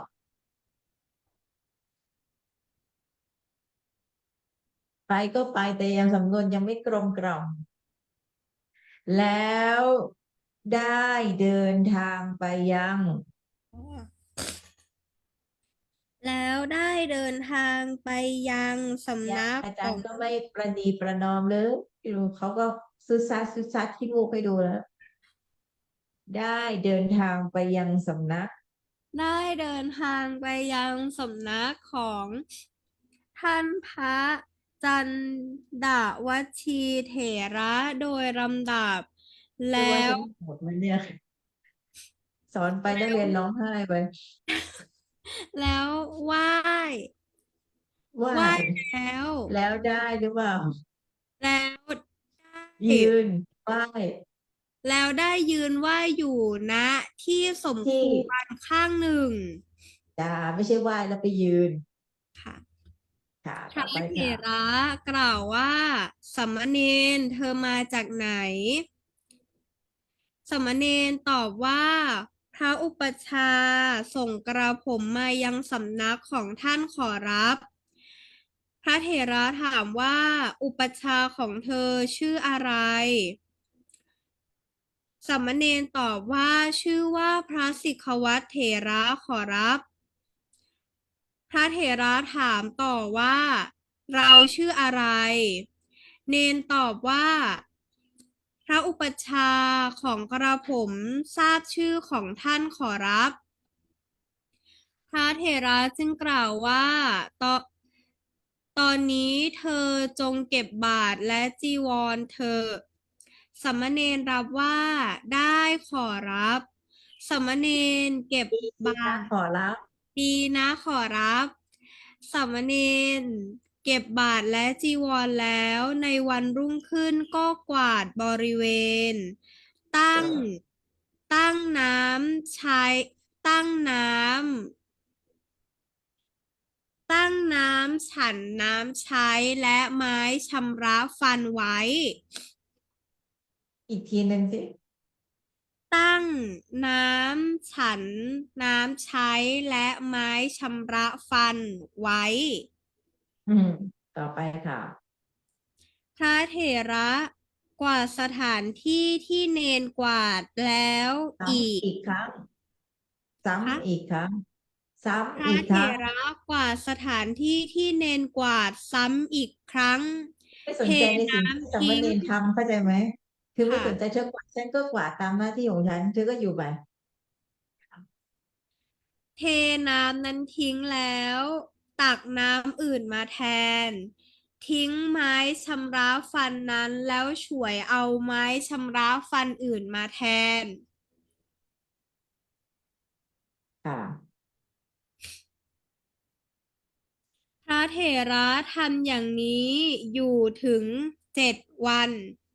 ในวันที่7จึงถามอีก สามเณรก็ได้กล่าวเหมือนกับที่เธอเคยกล่าวไว้แม้อีก เหมือนที่กล่าวมาแล้วในก่อน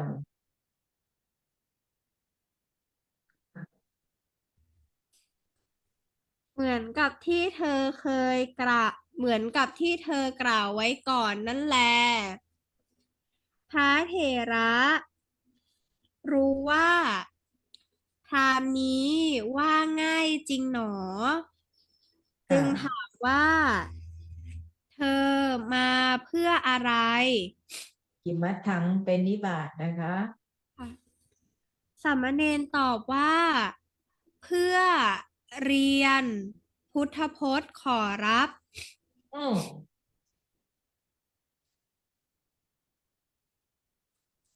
พระเถระจึงกล่าวว่าจงเรียนตอนนี้เถิดสามเณร อืมแล้วเริ่มตั้งการเรียนพุทธพจน์ตั้งแต่วันรุ่งขึ้น ติดสะสามเณรแล ติดสะท่านติดสะแล ยังเป็นสามเณรเรียนเอาพระพุทธพจน์ทั้งหมด เว้นพระวินัยปิฎกพร้อมทั้งอรรถกถา เอาใหม่มาแยกเว้นได้ยังไงแล้วก็มาพร้อมทั้งอักถาเดี๋ยวกินตายเลยติดสะยังเป็นสามเณรเรียนเอาพุทธพที่จน์ทั้งหมด ทั้งที่ยังเป็นสามเณรทั้งที่ยังเป็นสามเณรเรียนพุทธเรียนพจน์ทั้งหมดพร้อมอรรถกถาเว้นพระวินัยปิฎกเอาเว้นพระวินัยปิฎกก่อนอ๋อนอกจากพระวินัยปิฎกเรียนเอาพระพุทธพจน์ทั้งหมดพร้อมทั้งอรรถกถาอ่าได้ต่อไปค่ะก็ในบทละบก็ในทละเวลาที่เธออุปสมบทแล้ว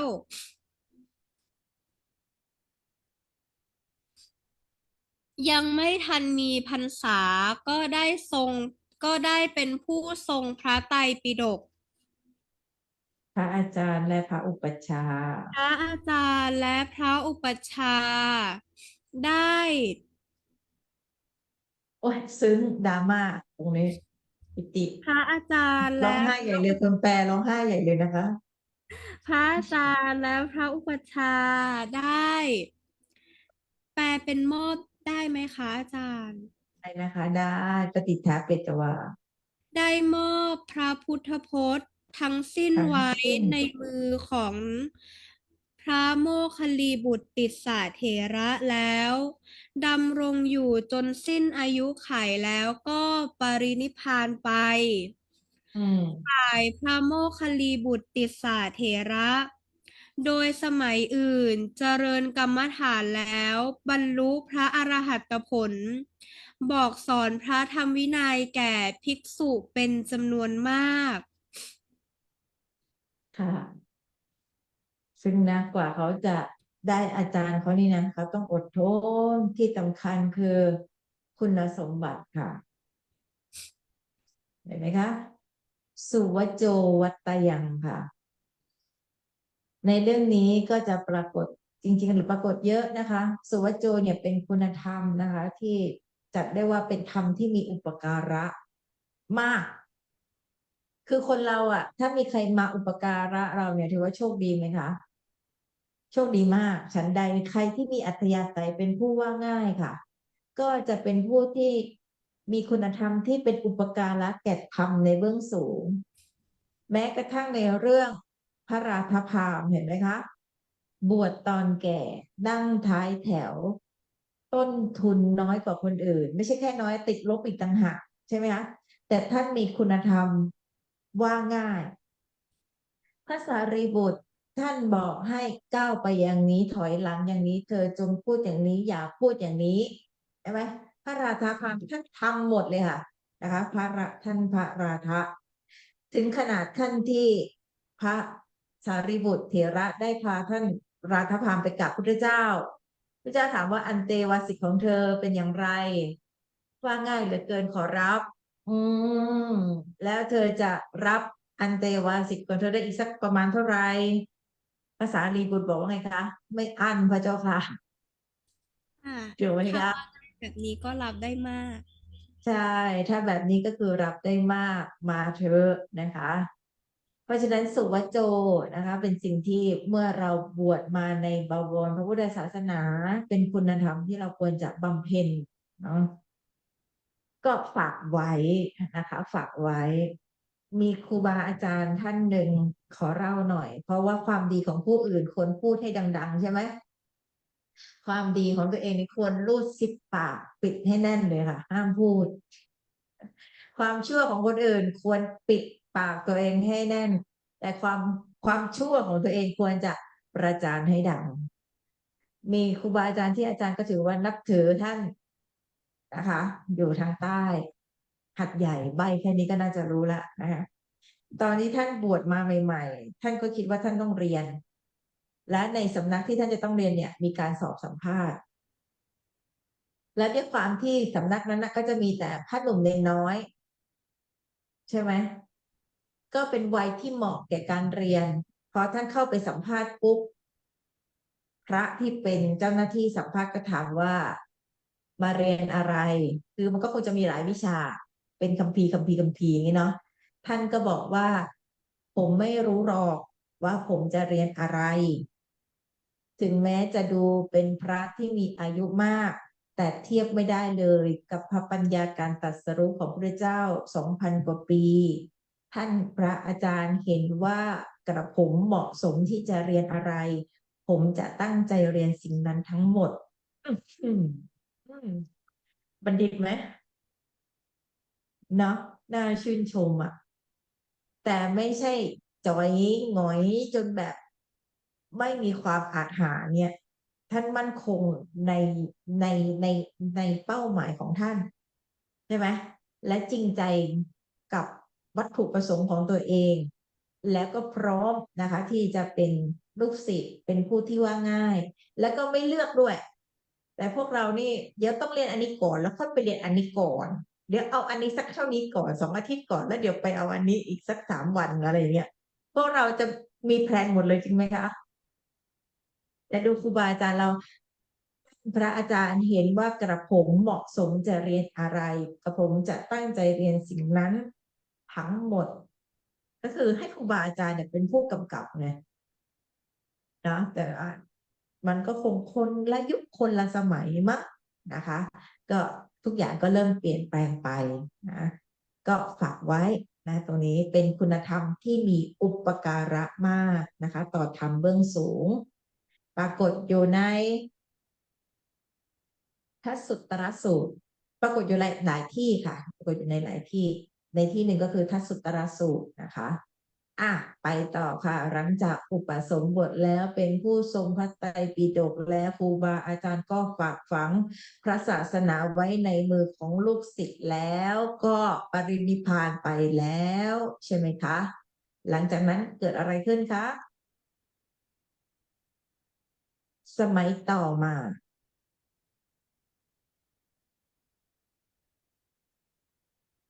อ้าว เสียงหายไปไหนอะลูก เสียงหาย หนุค่ะ ก็โดยสมัยนั้นแล พระเจ้าพินทุสารค่ะ นั้นไม่ได้ลูก สมัยต่อมา อ๋อ สมัยต่อมาฝ่ายพระ สมัยต่อมาแม้ท่านพระโมคคัลลีบุตรติสสะเถระเจริญกรรมฐานแล้วบรรลุพระอรหัตผลบอกสอนพระธรรมวินัยแก่ภิกษุจำนวนมาก อืมเอาไปต่อ ก็โดยสมัยนั้นแล พระเจ้าพินทุสารมีพระราชโอรสได้มีพระราชโอรส101พระองค์ พระเจ้าอโศกรับสั่งให้สำเร็จโทษพระโอรสเหล่านั้นทั้งหมด เว้นไว้แต่ติสสกุมารผู้ร่วมพระมารดาเดียวกันกับพระองค์ พระเจ้าอโศก อะไรเมื่อนะอีกทีสิอีกทีสิขออีกทีลูก ก็โดยสมัยนั้นแล พระเจ้าพินทุสารได้มีพระราชโอรส101พระองค์ อืม พระเจ้าอาโศก รับสั่งให้สำเร็จโทษพระโอรสเหล่านั้นทั้งหมด เว้นติสสกุมารผู้ร่วมมารดาเดียวกันกับพระองค์เท่านั้น พระติพระสสะเจ้าอาโศกุมาร ก ค่ะ เมื่อรับสั่งให้สำเร็จโทษพระกุมาร ยังไม่ทันได้อภิเษกเลยก็ครองราชย์ถึง4 ปี ตรงนี้หลังดีๆนะคะ จากผ่านไป4 ปี ในปีพุทธศักราช2118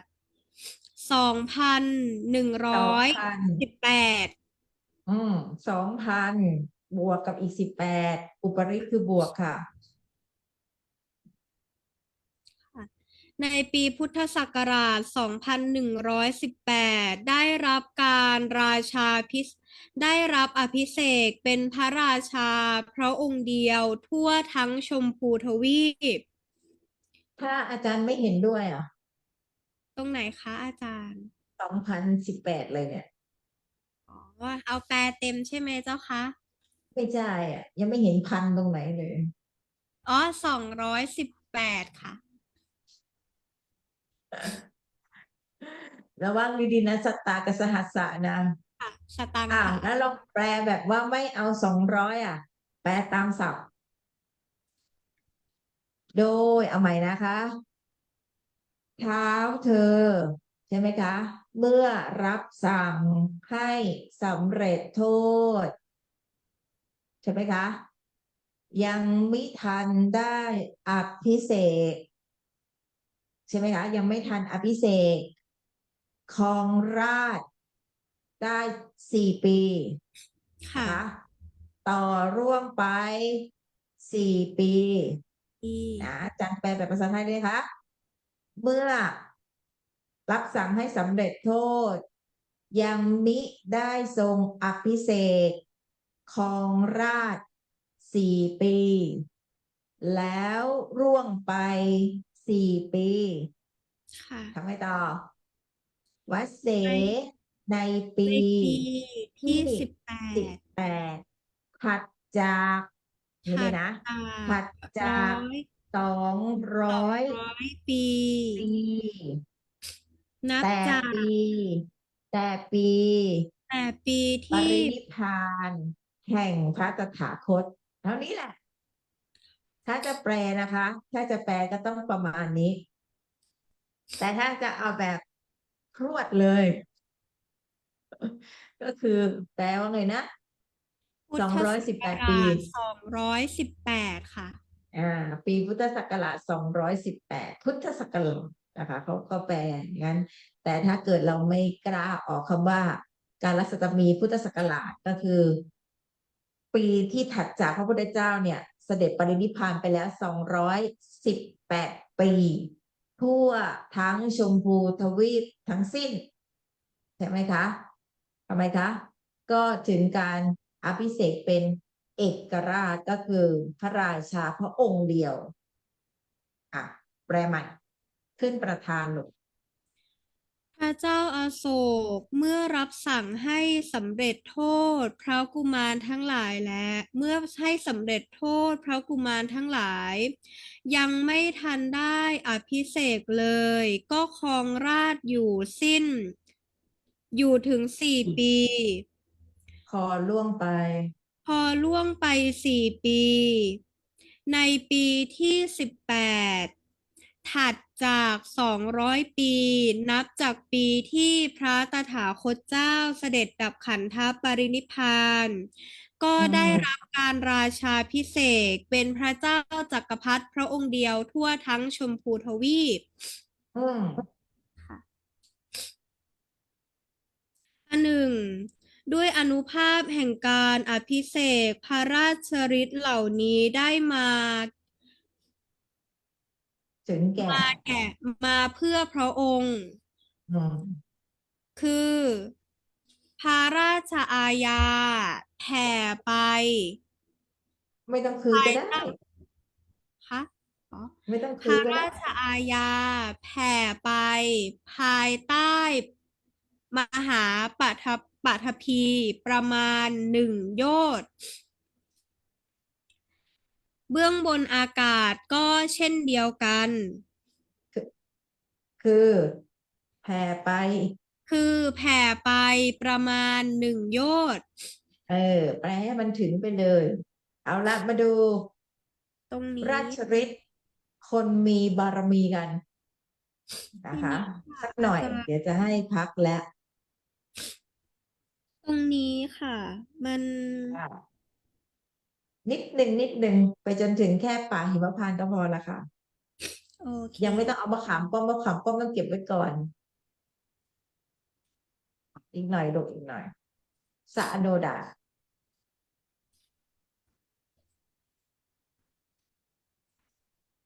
ตรงนี้โออ่เคาอุปปนอันสัตโธลูกหนูแปลจากทีเนี้ยค่ะยะโตนะเจ้าค่ะอาจารย์อือฮึเดี๋ยวพาไปแสดงดูโยชนาว่านะคะประโยคข้างบนเป็นยะเป็นตะแล้วข้างล่างเป็นยะใช่ไหมคะข้างบนเป็นตะข้างล่างเป็นยะได้ไหมคะอาจจะได้มั้งอ้าวมาดูค่ะ ตรงนี้ใช่ไหมเห็นไหมคะค่ะที่เราอาจารย์แปลมาทั้งหมดโยชนาไม่ได้พูดถึงเลยเพราะฉะนั้นมีตรงนี้เป็นจุดที่พอสมควรได้ไหมตถาก็เมื่อกี้นะคะเมื่อสักครู่แม้ในเบื้องบนแห่งอากาศใช่ไหมคะพระราชอาญาก็แผ่ไปถึง1 โยชน์ทีนี้เรามาดูคำว่ายัตโตติปทังค่ะบทว่ายตโตทำหน้าที่เป็นอปาทานะในอัตถคเตใช่ไหมคะอัตถคเตแปลว่าอะไรคะ8 หม้อ8 หม้อเห็นบอกค่ะต่อไปใช่ค่ะเยนะโยทันตกัตเถนะเป็นกรณะในบทว่านิปปัจจติแปลว่าอะไรสำเร็จนิปปัจจติสำเร็จด้วยใช่ไหมคะต่อไปทันตะโปนกิจจังก็คือแปรงฟัน อัสสะโยกรัญโย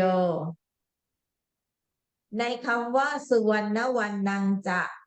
นี้จะสับเห็นไหมคะแปลงนี้จะทำให้ง่ายขึ้นจะสับในคำว่านี้พึงประกอบเอาเลยไปแล้วเก็บมะขามป้อมไว้ก่อนนะคะดูไว้นะคะแล้วก็ปักหมุดไว้นะคะท่านบอกเท่านี้แล้วค่ะ4 บรรทัดคราวนี้เราไปที่สมันตะกันค่ะเอาเริ่มจากโอเคค่ะ จะแปรยะโต อาจารย์แปลยะโตสุธรรมดาดท้ายดีกว่าลูกแปลจากแปลจากอโนตัตโตธรรมดาเลยนะคะค่ะอ่าอ่าตรงนี้เก็บไว้ก่อน เอาตรงนี้ก่อน เอาข้างล่างก่อนพระเจ้าค่ะอโศกพระเจ้ามีอาโศศรัทธากเกิดความเลื่อมใส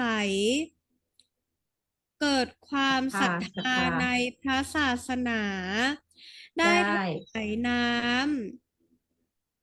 ได้ถวาย น้อ้าวำ8 หม้อจาก แก่จาก ได้ถวายน้ำ8 หม้อจากจากขึ้นไปน้เลยสิบำจากหกน้ำดื่ม16 หม้อที่เทวดาที่นำมาจากสระอโนดาตวันละแปดแปดหาบหาแด่แก่ภิกษุสงฆ์เท่านี้เลย ค่ะอ่ะทีนี้จะยังไม่ล้มแต่ให้ทุกคนรู้เรื่องไปก่อนนะคะอันนี้ก็คือประโยคที่มีตะอยู่หน้ามียะอยู่หลังนะคะได้ให้น้ำ8 หม้อจากจากอะไรอ่ะก็ต้องแบ่งกันมานะคะจากน้ำดื่ม16 หม้อ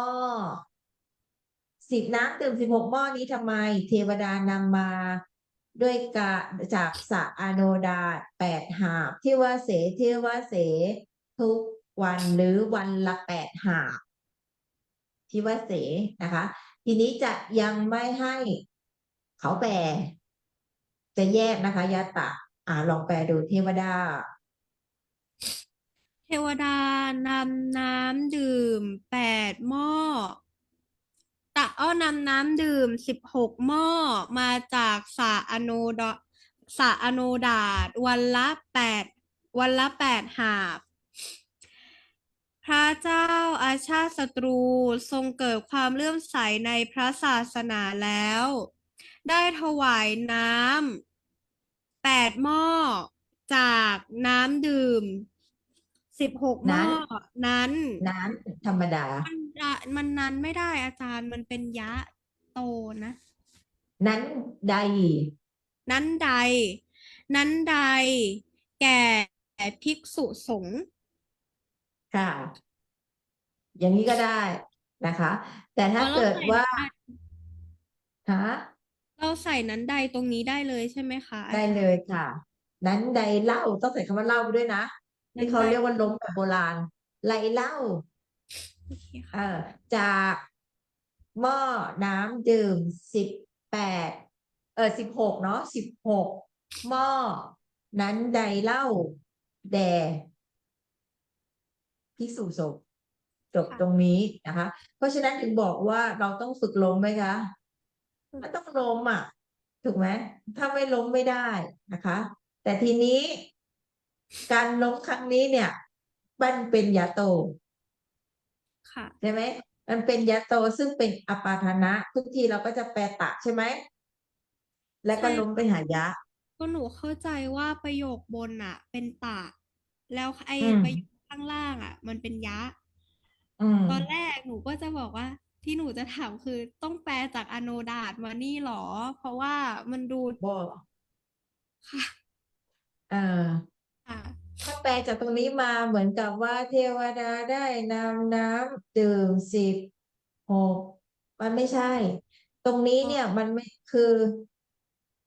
จะบอกว่ามันเป็นนิทานนะนิทานนิยายอะลูกค่ะนิถูกไหมทาน มันค่ะมันถอน ค่ะถอนค่ะมันถอนจากแต่พอดีตัวเนี้ยมันเป็นยะตูมันเป็นยะแล้วเราก็จะมาติดยะแต่ถ้าเราอ่านให้ออกเนี่ยจริงๆแล้วคือประโยคถอนและจะแปลยังไงล่ะจากบรรดาหม้อน้ำ16 หม้อใช่ไหมที่เหล่าเทวดาพากันหาบใช่ไหมคะ ค่ะหากมาจากอโนดาตวันละ8 หาบแด่พระภิกษุสงฆ์แล้วต่อไปค่ะได้ถวายน้ำดื่ม2 หม้อ แก่ภิกษุผู้ทรงพระไตรปิฎกประมาณ60 รูป2 หม้อแก่พระนางอสันทิมิตาอัครมเหสี2 หม้อแก่นางระบำ16,000 นาง2 หม้อทรงบริโภคเอง2 หม้อ ใช้คำว่าพระราชทานก็สวยนะขอพระราชทาน อืมและสุดท้ายก็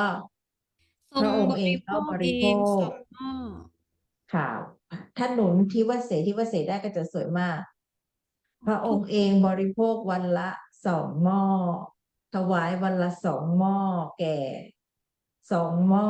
แก่ถวาย2 หม้อแก่ก็จะสวยมากนะคะจะได้รู้ว่าตัดประโยคเอาอีกนิดยังมียัตตะอยู่นะคะตรงนี้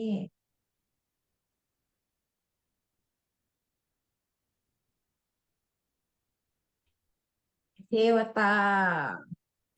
เทวดาแล้วก็แทรกใช่ไหม ค่ะเดี๋ยวอาจารย์ขอให้นะคะแทรกในที่นี้ไม่ใช่ว่าประโยคนี้ค่ะ1อัฐิใช่ไหมคะต่อไปอาหารติเหมือนเมื่อสักครู่ถูกไหมคะเหมือนเมื่อสักครู่เดี๋ยวขออันนี้ขึ้นให้ก่อนนะอ่าเดี๋ยวขออนุญาตตัดไปแล้วกันเนาะ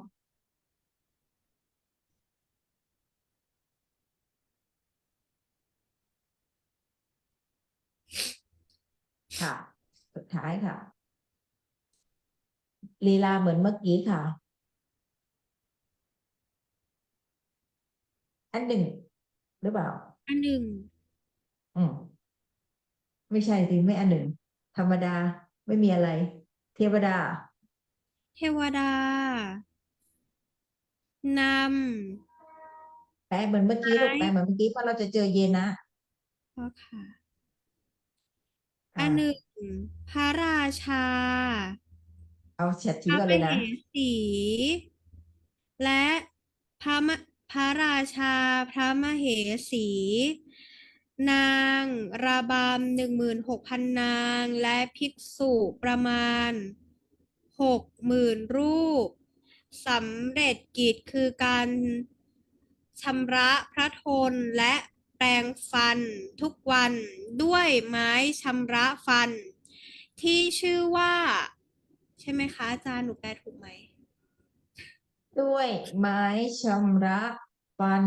ใช่ไหมด้วยไม้ชำระฟันแล้วขึ้นไปไม้ชำระฟันนี้นี่ค่ะแท้ค่ะชื่อว่าชื่อว่าชื่อว่าเพราะว่านาตังอยู่นี่ไงครตังตาซึ่งมีอ่อยู่าในป่าหิมพานต์อาอีกจารย์เดี๋ยวเนี่ยตรงเนี้ยที่หนูงงมากเพราะว่าตรงไหนเนี่ยแหละเพราะมันเป็นเยนะอีกไหนไม่งงดูดีๆลูกดูดีๆเดี๋ยวอาจารย์เอาชื่อนี้ลงมาก่อนอ่ะไหนนะเอาแค่นี้พอเอาใหม่ก่อนเอาตรงเอาหน้ากระดาษเอาใหม่ก่อนเอาใหม่ก่อนไม้ด้วยชำระด้วยก่อนด้วยด้วยไม้ชำระฟันชื่อว่า ที่ชื่อว่านาครดา ซึ่งน่ามียินดีอ่อนนุ่มและมีรสซึ่งนำมาซึ่งมีอยู่ในป่าหิมพานต์ที่ที่ที่ที่เทวดานำมาถวานำมายทุกวันแค่นี้เองงงตรงไหนงงไหมเหมือนยะโตเมื่อกี้เลยลูกค่ะคล้ายยะโตเลยมันต้องล้มถ้าไม่ล้มไม่ได้แล้วจะแปลแล้วจะแปลแล้วจะแปลยะให้จบแล้วไปแปลตะมันก็ไม่ได้ถูกไหมมันต้องฝึกล้มตรงนี้เลยค่ะกิจอ่ะยังไม่แปลตัวนั้นนะคะของนะกิจคือการกิจแห่งไม้ชำระฟันนะคะกิจแห่งไม้ชำระ ฟันขอยังไม่เอาราชาศัพท์นะคะพระทนเนี่ยไว้ก่อนนะคะ ของพระราชาค่ะพระมเหสีของเหล่านักฟ้อน16,000 นางและของพระภิกษุเท่าไหร่60,000 รูป ย่อมสำเร็จด้วยขึ้นมานะคะด้วยอะไรตัวรับค่ะด้วย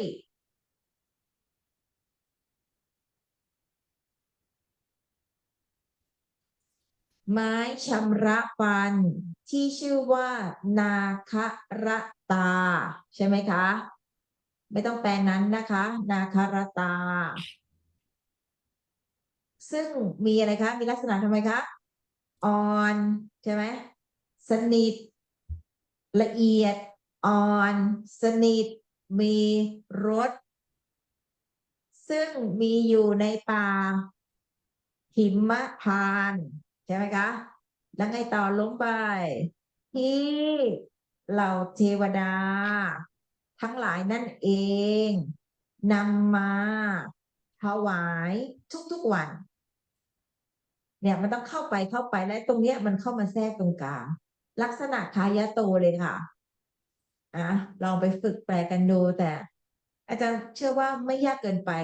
แต่อันนี้มันอาจจะนอกกฎนิดนึง ใช้คำว่านอกกฎโอเคไหมเนี่ยอารมณ์อร่วย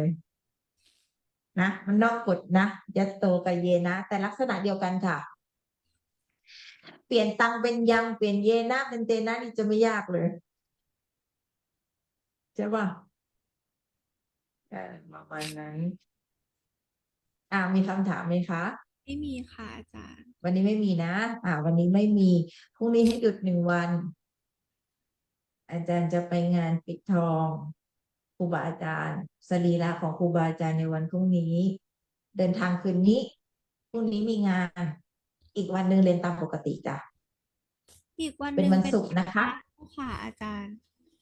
อีกวันหนึงเป็นวันพระ แต่ว่าปัญหาวิชากับยังคงแจกเหมือนเดิมเนาะ ครั้งต่อไปเป็นครั้งที่11นะคะ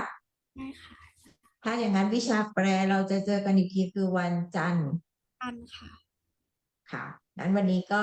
เท่านี้ก่อนนะคะ ไปกราบพร้อมกันเนาะอะระหังสัมมาสัมพุทโธภะคะวาพุทธังภะคะวันตังอภิวาเทมิสวากขาโตภะคะวตาธัมโมธัมมังนามัสสามิ สุปฏิปันโนภะคะวะโตสาวกสังโฆสังฆังนะมามิข้าพเจ้าขอกราบไหว้บูชาน้ำใจอันประเสริฐและคุณงามความดีทั้งหลายที่มีอยู่ในมารดาบิดาข้าพเจ้าขอกราบไหว้บูชาน้ำใจอันประเสริฐและคุณงามความดีทั้งหลายที่มีอยู่ในครูบาอาจารย์สาธุเอวัง